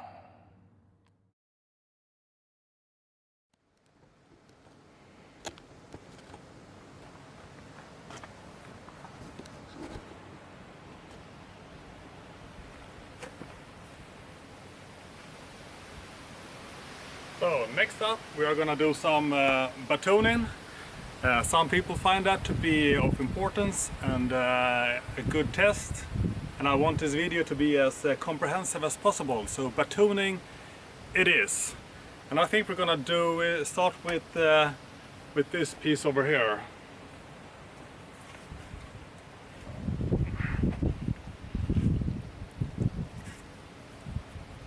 So yeah, well, I mean, I think, yeah, maybe we're gonna go with a slightly smaller piece after all. Wait. So I found some more slightly, you know, smaller pieces that are not, you know, too wide for the blade to actually be batoned. I mean, if the blade is not long enough, it will be not only hard but pretty much impossible to baton through the pieces. We can try this one, the largest piece here first. See, you know, yeah, that one should actually work. So let's go with this one first. I bet this is some pretty strong tree, to be honest. Have some different types of tree, but this is yeah, we'll see how much of a challenge this one is. I'm not really sure. So yeah, let's start by removing this this part, and then we can split up the other parts as well. But this will be the start here.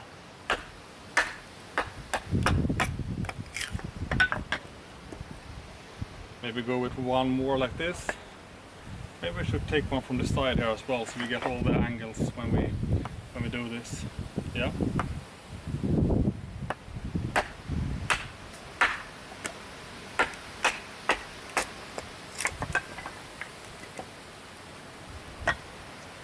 Then we have this piece left here. Let's try to split it in half, shall we?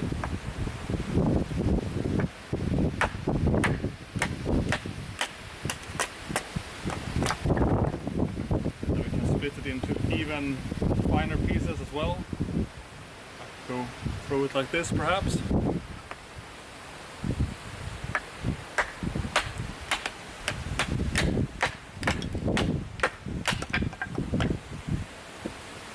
Go with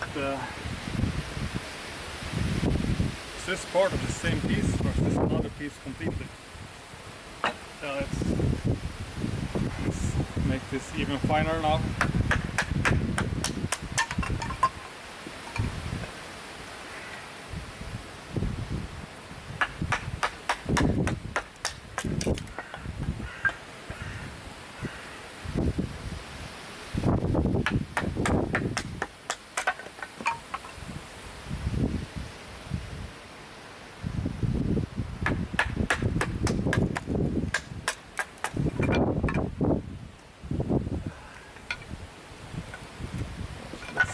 this one even finer as well.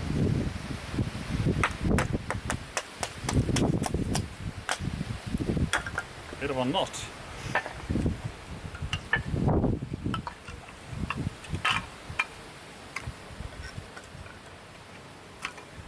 This one could actually be made into a smaller piece as well.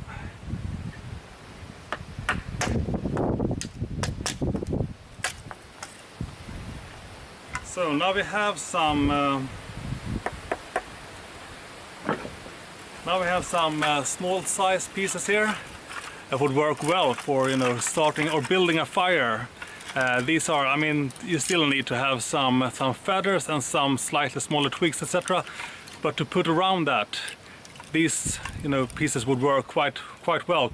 You could of course make them, you know, even smaller, even thinner if you want. But this would definitely work in my experience. Not sure if we're gonna do even more batoning, but yeah, I think this is probably sufficient. Yeah, that will be it for the batoning test. Oh, and we are obviously not gonna batone with the neck knife because that would be kind of random. I can't really see myself batoning with that one, and, you know, holding the neck knife, which is a, you know, a knife without scales, just a skeletonized handle, and using that with the impact, that's not going to be a pleasant experience. So the Attleboro, it will batone.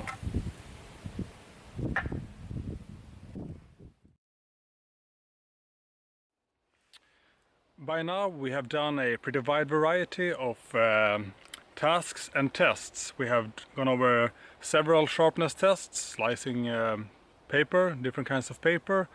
We have shaved leg hair. We have cut some paracord. We have also done some cutting and slicing of fruits and vegetables. Yeah, we have done a bit of this and that. We also did some feather sticking and some batoning, although only with the Attleboro knife, since the necker here is, well, not really suited for batoning. Then again, of course, you can do it with small enough pieces, but not quite sure why you would need that. Anyways, what we're gonna do now here is some random wood carving. So we're gonna carve some spear tips or pointed tips. We're gonna do some notches, etc. And we're gonna do it in some different sizes of wood here. Starting off perhaps with the necker and some of the smaller pieces here. And then moving up to the larger pieces and letting the Attleboro do the work. So like I said, we start off with the small ones and with the necker.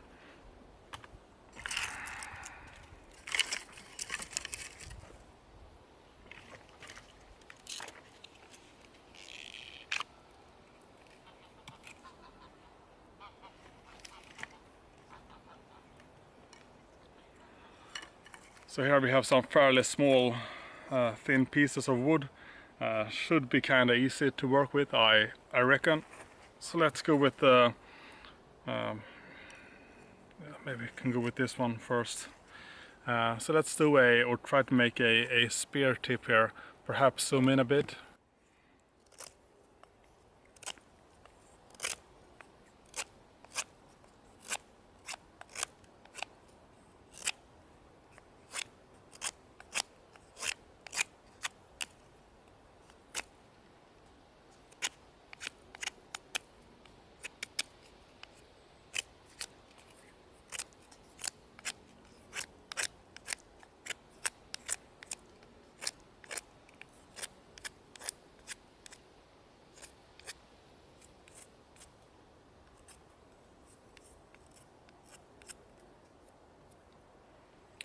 Here we have a pretty fine spear-like thing. I'm gonna say that this thing here and this thing here is not something that I acquired now, or not even knife related at that, just pointing that out.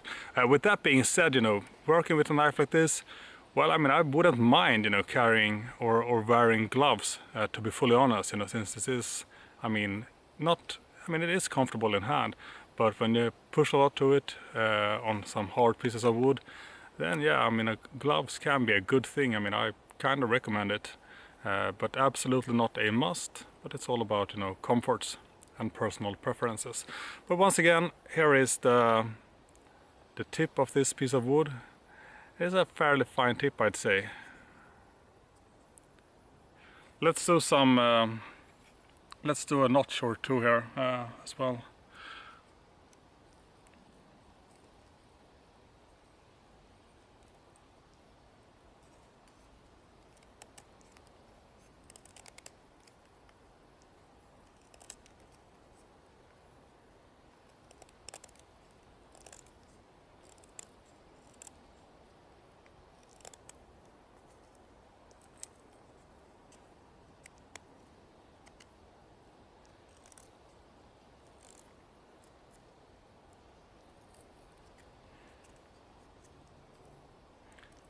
This is, you know, the exact task where you want to use this thumb grip. When carving, you know, like this, then I kind of don't want to use the thumb. You can do it, but, you know, I kind of don't like to do it. But when doing these sort of smaller tasks, then I do find this thumb grip here, using the nice jimping here as well, to really get a firm grip. And the jimping is really good on this one. Probably one of my favorite jimpings on any knife, perhaps. Working well with contouring here. So let's take a look here now at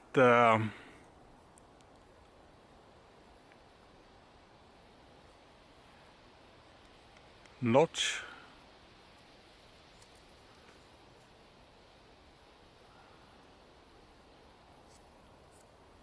Really fine tip here. Maybe we can make a tip on the other side as well.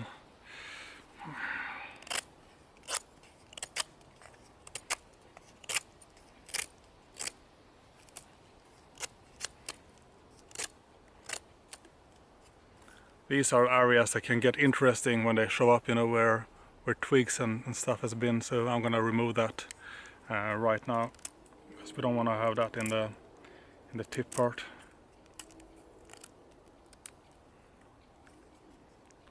Just gonna cut it completely off here.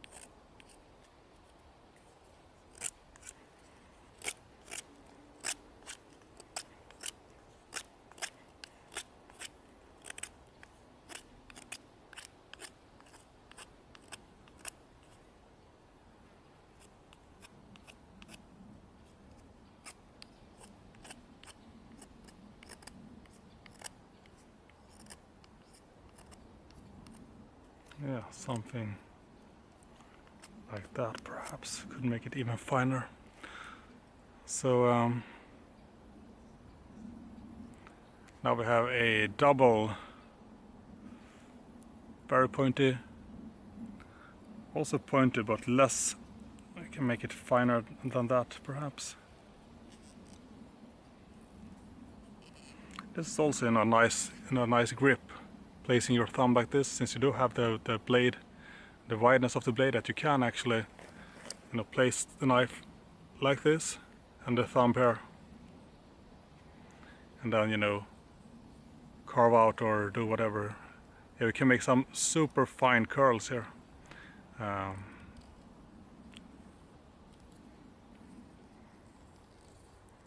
we want to really, you know, go into extreme detailed work.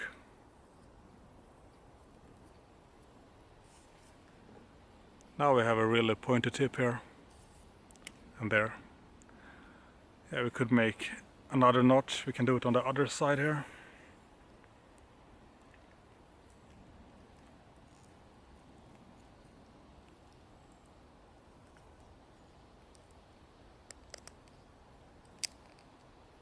Oh damn, actually I broke it near the notch. I think I made the notch too fine there. So let's make this notch at least.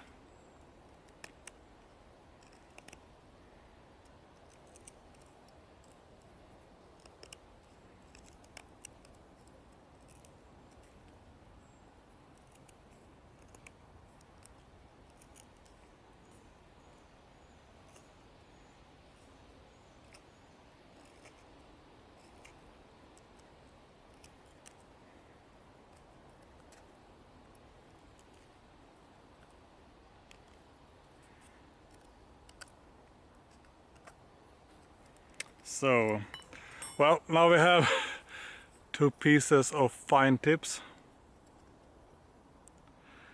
and 1 working notch and 1 broken notch.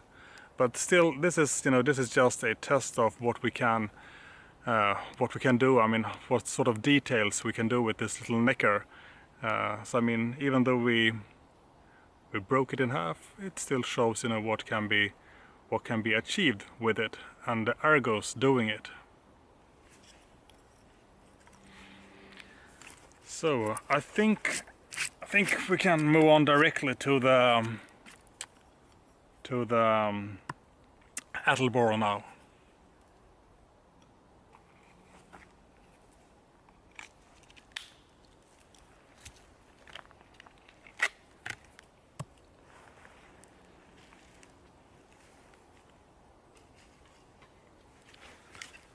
So here we have some a lot bigger pieces of wood here.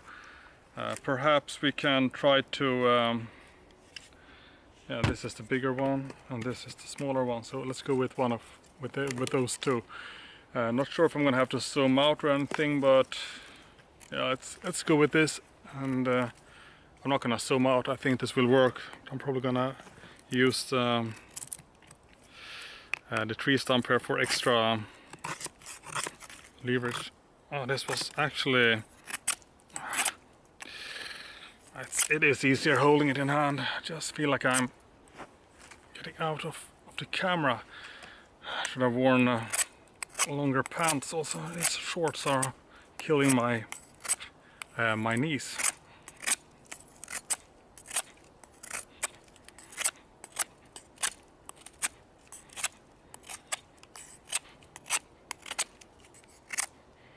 So there's a big crack in this piece of wood. That's gonna make things really difficult to turn it into a spear, I think. Yeah.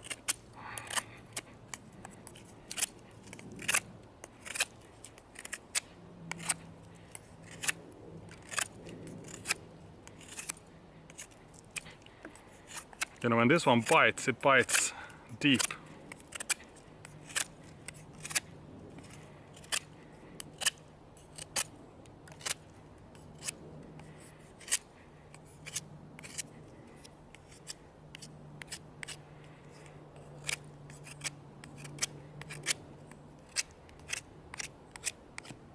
So this crack in the wood here is of course not something you want to see, but then again, we're not going to use this for anything. We're just trying to make a point here on camera in terms of making a spear-like shape here.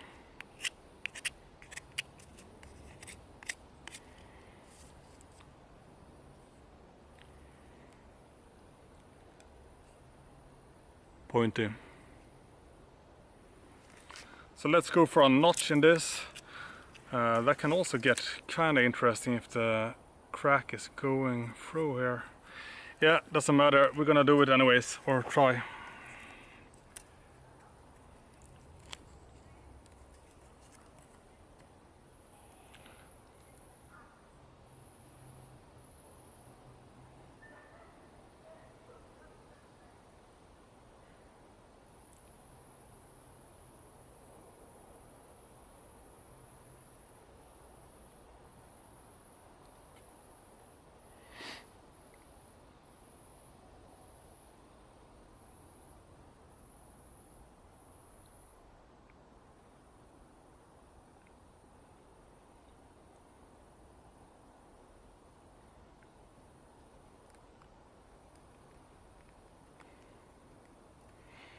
It's actually quite, on the hard side. Really, really hard on the outside here. Yeah, doesn't really matter. We can still do it. But it is, the outer shell is hard.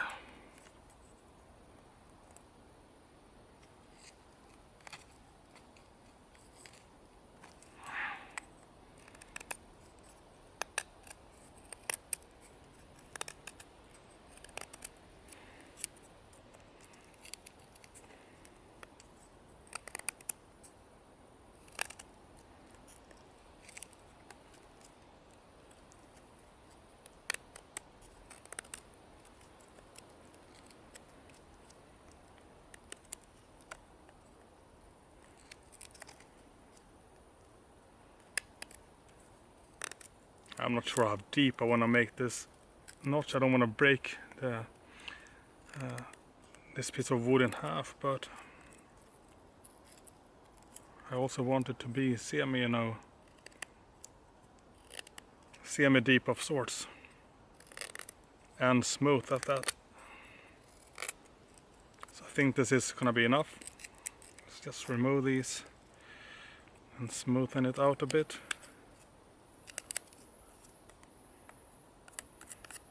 Yeah, so here is the notch now, as you can see, smooth.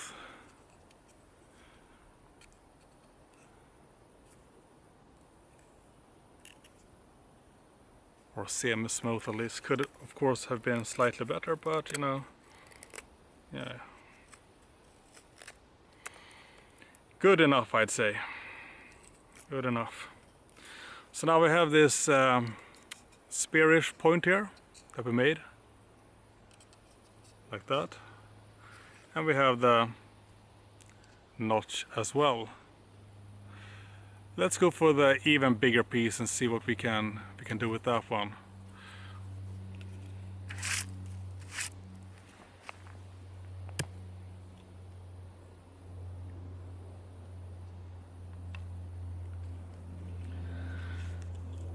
This is quite a large piece.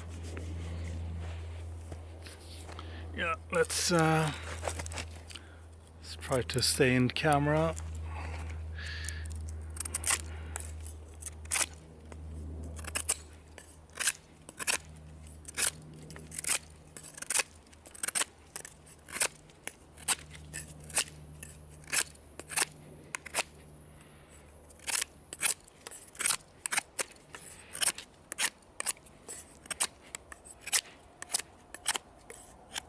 So now I've got outer part removed. It's actually kind of hard. Kind of hard wood, yeah.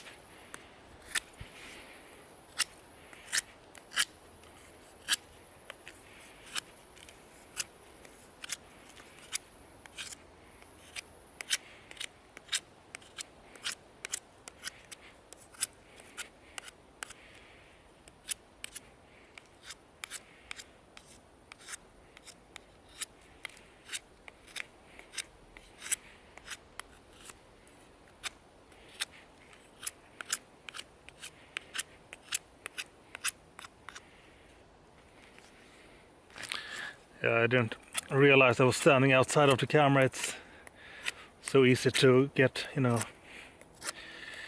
to move out of the frame. But as you can see, we are turning this piece of tree or wood into a pretty strong tip here. Still really, you know, pointy.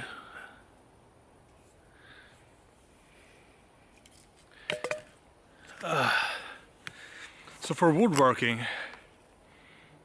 I really like working with this one. I think it's doing a terrific job right now, making these, you know, sort of spears and stuff. Also making the notches. I would feel really, you know, comfortable having this knife with me out, you know, hiking, camping. I know that this one it's sharp. I can stay with it. I can make my food with it. You know, I can slice my fruits and vegetables. If I need to cut some paracord or shit like that, then I can use it as well.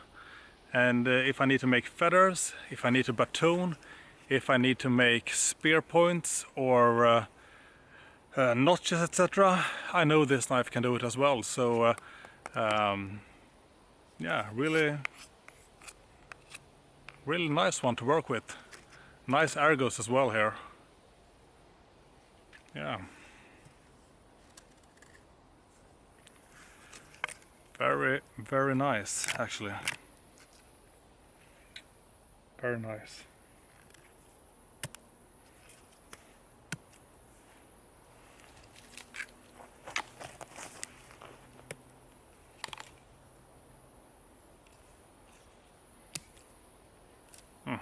Come on.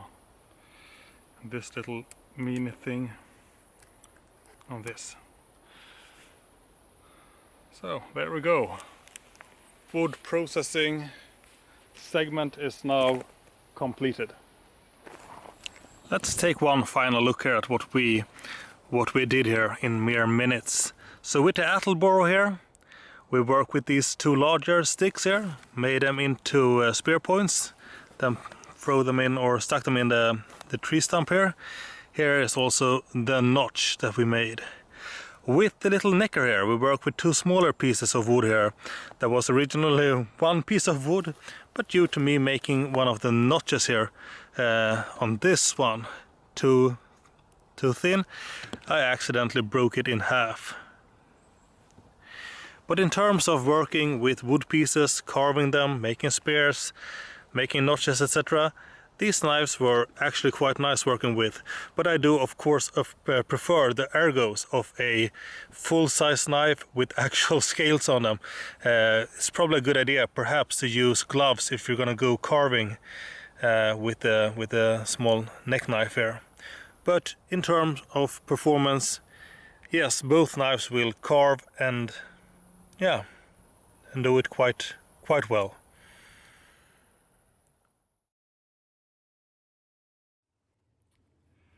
We have now reached the final part of this quite lengthy video review of the Attleboro knife and the Daotran neck knife. And one of the main reasons why this video review got to be so lengthy is because there are very few videos on YouTube or any other platform for that matter that showcases these knives.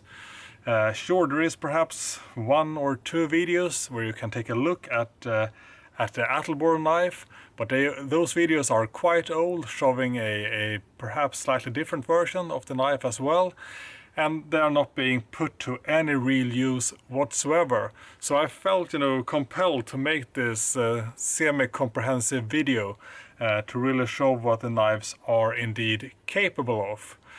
So, taking a look at and trying to summarize what we have done, we started this video off by doing a overview and going through the specs and taking a closer look at the knives and the designs and the thoughts that went into the designs. After that, we did some sharpness tests. We did actually quite a lot of them. We sliced some printing paper, some magazine paper, we also sliced some newspaper paper, and all these knives did a terrific job. I was particularly impressed by the performance at slicing the newspaper. That was quite a a achievement for all of the four knives shown here on the table. After the paper slicing, we went ahead and did some leg hair shaving. Probably the most exciting part of the entire video, right? And the knives were all more or less hair-popping sharp, I'd say. We had no issues, shaving the leg, but we did have some issues finding hair to shave. That is one of the many struggles when doing a lot of video reviews and actually putting the edges to some tests. You do run out of arm hair and leg hair fairly fast. After the shaving, we did some cutting of paracord, and the knives all performed really great at cutting paracord as well. Sure, the neck knife was of course a bit limited due to the blade length of I think it is 2.6 inches, right? So it is of course easier to cut paracord if you have some extra edge going on. After the paracord cutting, we did some more practical tests. We did some slicing of fruits and vegetables. Once again, all the knives performed really well. We went with oranges and tomatoes, which are usually the toughest fruits and vegetables to cut due to the skin and the peel and the texture and everything. But the knives performed really well. Once again, it was easier, of course, to cut the tomatoes and oranges using a larger blade, a wider blade for that matter. This wideness here, I really appreciate it. Even though the blade itself is not very long, and I mean it is compact, but you do have some nice width to it. Still, we did manage to slice up the fruits and veggies using the neck knife as well, but we were once again a bit limited by the short blade length. Then again, I mean, this is a neck knife. This is a knife I would consider to be a paring knife of sorts.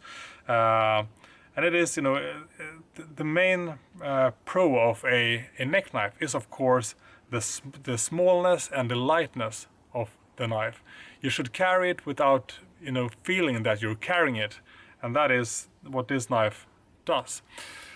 After we did the slicing of fruits and veggies, we started with some wood tasks. We did some feather sticking. Once again, all the knives did make feathers. I will say that the larger knife made some nicer feathers than the neck knives, but we still got feathers that could have been easily used to start a fire. And once again, it was of course more comfortable working with a knife with actual scales on them, not just a skeletonized tang like this. Even though, I mean, this knife is not uncomfortable, but when we did the woodwork out in the woods, when we were wood carving, making those spears and notches, etc., when you spend a lot of time, or not a lot of time, but for extended periods of time, carving, cutting, then gloves could be, preferred. I went without gloves, but in retrospective, gloves would have been nice for that sort of work. I've got to say that. We also did some batooning, but we skipped the neck knife for that because this is not a knife you will batoon any pieces of wood with. The pieces you could batoon with this are going to be so small, so it would be almost unnecessary to batoon them to begin with. But sure, if you want to batoon twigs or sticks with a diameter of 2 centimeters, or well, perhaps a few more centimeters, or an inch, or an inch and a half, then by all means, go ahead and use this knife. At least you won't crack the scales on this knife if you batoon on the handle, since there are no scales to crack to begin with. But this one, the Attleboro knife, did indeed batoon nicely. I think we had no issues. Once again, we were a bit limited with actual blade length, but the pieces we batooned went quite well. Different types of trees will of course provide different types of challenges. If you go like real hardwood or real durable wood, etc., then it can of course be a bit different than the experience in my particular video. So batooning, woodworking, slicing fruits and vegetables, cutting paracord, slicing paper, shaving hair, they did it all, and they did it all really well. Did I mention that, or if not, I would say that, you know, a neck knife to me is a paring knife of sorts. But if you are out in the woods and this is the only tool you have with you, then you will be able to rely on it for a lot of different tasks. You know, it won't fail you, but it might not be as comfortable as if you were working with a more, you know, medium-sized knife, of course. But I'd much rather have this than nothing. Let me tell you that. That is, you know, that's a fact. There were things we did not do in this video. We didn't do any tip tests. I realized now that I'm making this this final segment. Not that I felt the need to. I do know for a fact that these tips are stout. They would hold up well to a tip test. Just take a look here, for example, of this one. This is not a tip that will easily break, and this is CPM S35VN. May not be the toughest steel ever made, but it's definitely tough enough for a tip test, especially with this specific grind we got going on here, and also with the neck knife. This is CPM 20CV, so it's perhaps not the toughest steel either, but the tip itself is. This is a stout tip. You know, this tip will not break easily due to the actual grind here. There is a lot of thought going into these designs. We're gonna go over the knives more in detail in a bit, or, you know, round it up or summarize it of sorts. I also didn't do any, you know, extreme testing, like, you know, pushing the knives through like a sheath of metal, or stabbing them into some really hard object, or batoning concrete or bricks or anything like that, because those are not tasks that I think should be in a review like this. Those are tasks or challenges that should be more, you know, in a destruction test or destruction video of sorts. And as of now, or as of well, since the beginning, I don't do that kind of videos. I don't think I ever will make a video like that. Sure, if a company sent me a knife and said, can you try to destroy this knife for us? Then I wouldn't really enjoy it, I think. I don't like, you know, destroying tools to begin with. But if it was part of a, you know, production process where they really want to test, you know, the extreme toughness, durability, etc., then I could perhaps do my best or do my worst, depending on how you look at it. So let's put these knives aside here for a second so we can talk about details. Once more. Here we have the Attleboro knife. Yeah, I think you know that one by now. So this is a knife with a lot of stuff going on here, and I said that in the original overview as well. And usually when I say, well, there's a lot of stuff going on, that can be something, well, not positive. Sometimes simple is better, but sometimes, you know, sometimes a lot of stuff can be interesting and well thought out. And I think that a lot of thought went into the design of this knife, from the, you know, from the overall length, to the blade length, to the shape, to the width, to the thickness, to the different parts of jimping, to the grinds, to the swedge, the finger choil, the finger groove, the lanyard hole, the glass breaker, the different textures or milling here of the micarta, etc. There is a ton of stuff going on with this knife, and most of it I like. My only concerns that I think I mentioned here during the entirety of this video review is that I'm not too fond of the glass breaker. I mean, it's just not something that I can see myself using very much. You know, I use my knives out in the woods 99% of the time, or 99.5 perhaps. So that means 99.5% of the time I will have no use for a glass breaker. Should be if I, you know, in the car, if I accidentally crash or something, I need to get out of the car, well then the glass breaker could come in handy, perhaps. And if that ever happened, then I'm gonna revisit this review and say that, you know, the glass breaker is probably the best part of this knife. But right now, it feels like, you know, I could have done with a rounded back part here of the of the spine, because this is just, you know, in a reverse grip, which I never really hold the knife in. But if I, you know, put the knife down into a tree stump or something, and if I accidentally have my thumb placed there, well, then it's going to be pretty uncomfortable. But then again, that can easily be avoided by just, you know, well, not placing your thumb on the actual glass breaker. Also, when you put the knife back in the sheath here, if you do like this, ouch, not super comfortable. Then again, I mean, if you have the knife in a belt or something like that, how often will you actually do like this to put it down? Not too often, I reckon. But still, you know, it's just that one thing that I think I could have done.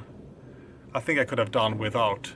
Then again, this could easily be modified if you want to round it off or something like that. But overall, it's quite easy to avoid having any issues with it. Just use the knife normally, and you will probably have zero issues with it. So it's probably, you know, I'm nitpicking, I know right now. This is absolutely nitpicking, but I still feel like I want to mention it. And we also have this finger choil here. So this finger choil, as you can see, I mean, it works with my size 10 in gloves, large hand, fat fingers or beefy fingers. But I do get my finger in here without cutting myself. But I wouldn't have mind if it was just, you know, like a few millimeters longer. That would have been perfect. Sure, in a reverse grip with my little finger, that works well. But like this, yeah, I mean, it will work. I will not cut myself, but for extra comfort, you know, a few more millimeters of finger choil wouldn't have hurt. You know, especially when you actually take the time to make a functioning finger choil. Why not make it a little bit extra? Sure, you will lose a few millimeters of cutting edge, but in terms of ergos, I think that would be, you know, a okay sacrifice of edge length. For those people that don't like finger choils at all, I think that this model might perhaps not be for you. I know there are people that actually want, you know, that want a full length of the edge. You do have, you know, great control of this part, etc. if you have the edge going down all the way. But I like finger choils, you know, I have no issues with it as long as they are functional, which this one is. Yeah, I'm not quite sure if there's anything more to say that we haven't already said. A lot going on. Most of it are good stuff. The stuff that I don't like is easily avoided and can also be modified should I want to. So the Attleboro. We can also take a look at the sheath here, because I really like the Kydex sheath they made for this knife. Absolutely zero rattling. It's super sturdy. The retention is really good. You can trust this sheath, and it's still easy to pop out. Excellent work. Really good Kydex sheath. Then we have the Dautron, the little neck knife here. Man, I like this one. So easy to love, you know. It's just a cute, stylish, also mean-looking and functional blade. You know, it's kind of gimmicky, but I like how they made the Attleboro logo turn into, you know, like this in the actual, you know, skeletonized tang. It's kind of funny, but it is gimmicky.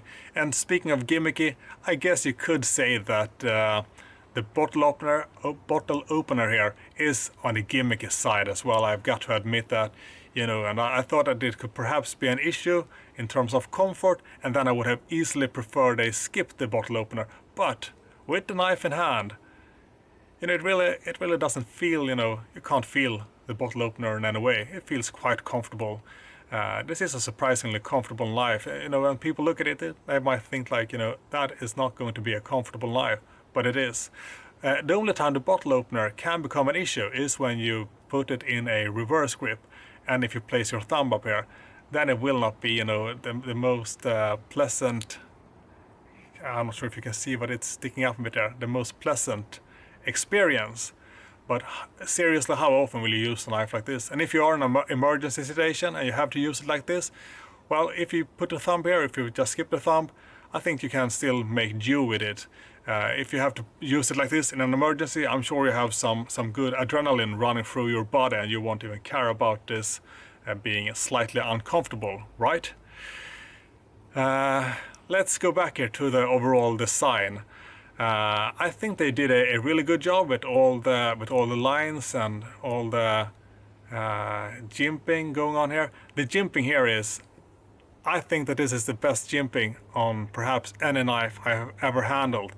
Not too smooth, not too rough or aggressive, and it's smart, cleverly done here with the contouring or the curvature here. My thumb just sinks into this grip here, and you know, the jimping is just, it's extremely well functioning. And you also have this part of jimping here on the blade as well, or not on the blade but on the finger groove, which makes for a really, you know, firm grip. When I have it like this knife is not going anywhere. It is secure in my hand, and that is exactly how I want it to be. Light, small, stylish, functional,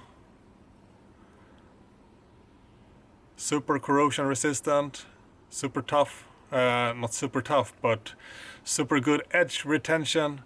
Yeah, this is, to me, this is the best neck knife that I currently own. That being said, I do not own many neck knives.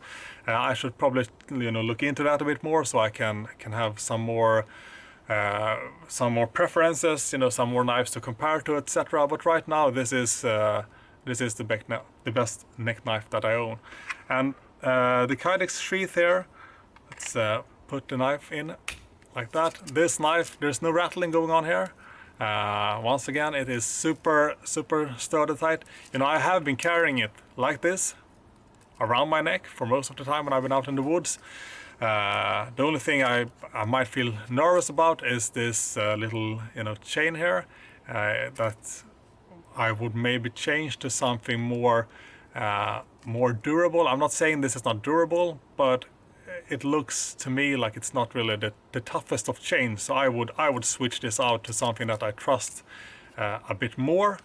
But the knife is absolutely not going anywhere. I mean, it is securely fitted in this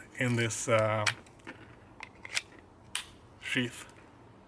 I will say that when sticking the knife in like this, much as with the Attleboro, with the glass breaker, this is not super comfortable, you know, pressing in either. Not a big deal, but once again, since we are very thorough and since we are nitpicking, I thought I'd mention it regardless. I guess you could perhaps use this as a sort of a glass breaker as well. I'm glad I did not, you know, grind the sides on this one to make it more pointy, because that could have been resulted in something not super comfortable. So let's take a look here at the other knives as well. So the knives are offered in a variety of coatings, or 3 versions to be completely honest. This one is offered in a stone wash, the one we just took a look at. Then we have this black wash or black coating. I've had no wear on this coating, but I'm not sure how wear resistant it actually is. I can't really say anything else than that I have had no issues with this specific one, but I haven't put it to any, you know, super aggressive work. And then there is the third and final coating you can get is, I think, some, you know, sand colored coating like, or sand goldish. Now I'm gonna say sand colored coating. Not really my style, but some people might like that. Oh, and I will say that this knife, when it was originally made, it was offered with partial serrations, and you can still get this one with partial serrations. I don't feel like I have a need for partial serrations. Every test I did in this video didn't require any partial serrations. Maybe it would have worked, you know, good for, you know, cutting the paracord, but I mean, we still managed to cut it without any serrations. And I guess that, you know, since there is a tactical aspect to this knife, the serrations would go well together, you know, with that original thought behind the knife and the design. I think they skipped the partial serrations to make it more, you know, what should I say, mainstream or you know, available to a larger mass, which does not require any serrations. But I think it's about, you know, probably this part of the blade that is serrated if you go with that version. But I will not go with that. But some people might prefer it. Once again, no rattling. I really like these Kydex Street. I can't say that enough. In terms of the Doutron neck knife, it's also offered in some varieties. Metallic Cerakote, which was the first one we showed. Then we have this black coating here, and then we do have the sand-colored version as well. In terms of wear, I can see that I have actually gotten some wear here on the knife. You see here, and this is actually, I think, from the Kydex sheath and not from any actual use. So you know, getting some wear might be expected if you go with this black version. I am a little surprised to see this from the Kydex sheath, because, you know, it's not the toughest, you know, material, but obviously it will remove the coating a bit. Then again, if you plan to use your knives, which I definitely do, then this might not be a big issue for you. But I thought I'd mention it as well. I know I might be nitpicking, but you know, this is a full comprehensive review, and I want it to be as comprehensive and honest as possible. And once again, well, it's easier if you put the knife in the correct way. You know, the retention here is really good, no rattling. Yeah, it's some really good Kydex sheath, despite scratching up my blade a little, but it's on the spine, it's not on the edge. So I mean, I prefer that. So let's place all the knives here again. One final time for the camera, shall we? Before we conclude this video all together.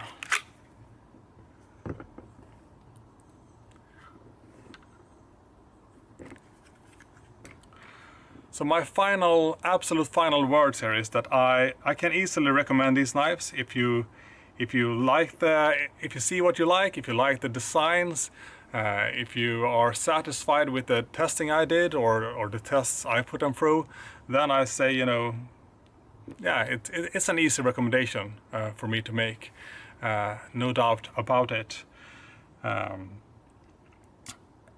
And what more can I say? Yeah, I bought these knives from DLT Trading. I don't know if there's any other online store or vendor that sells them.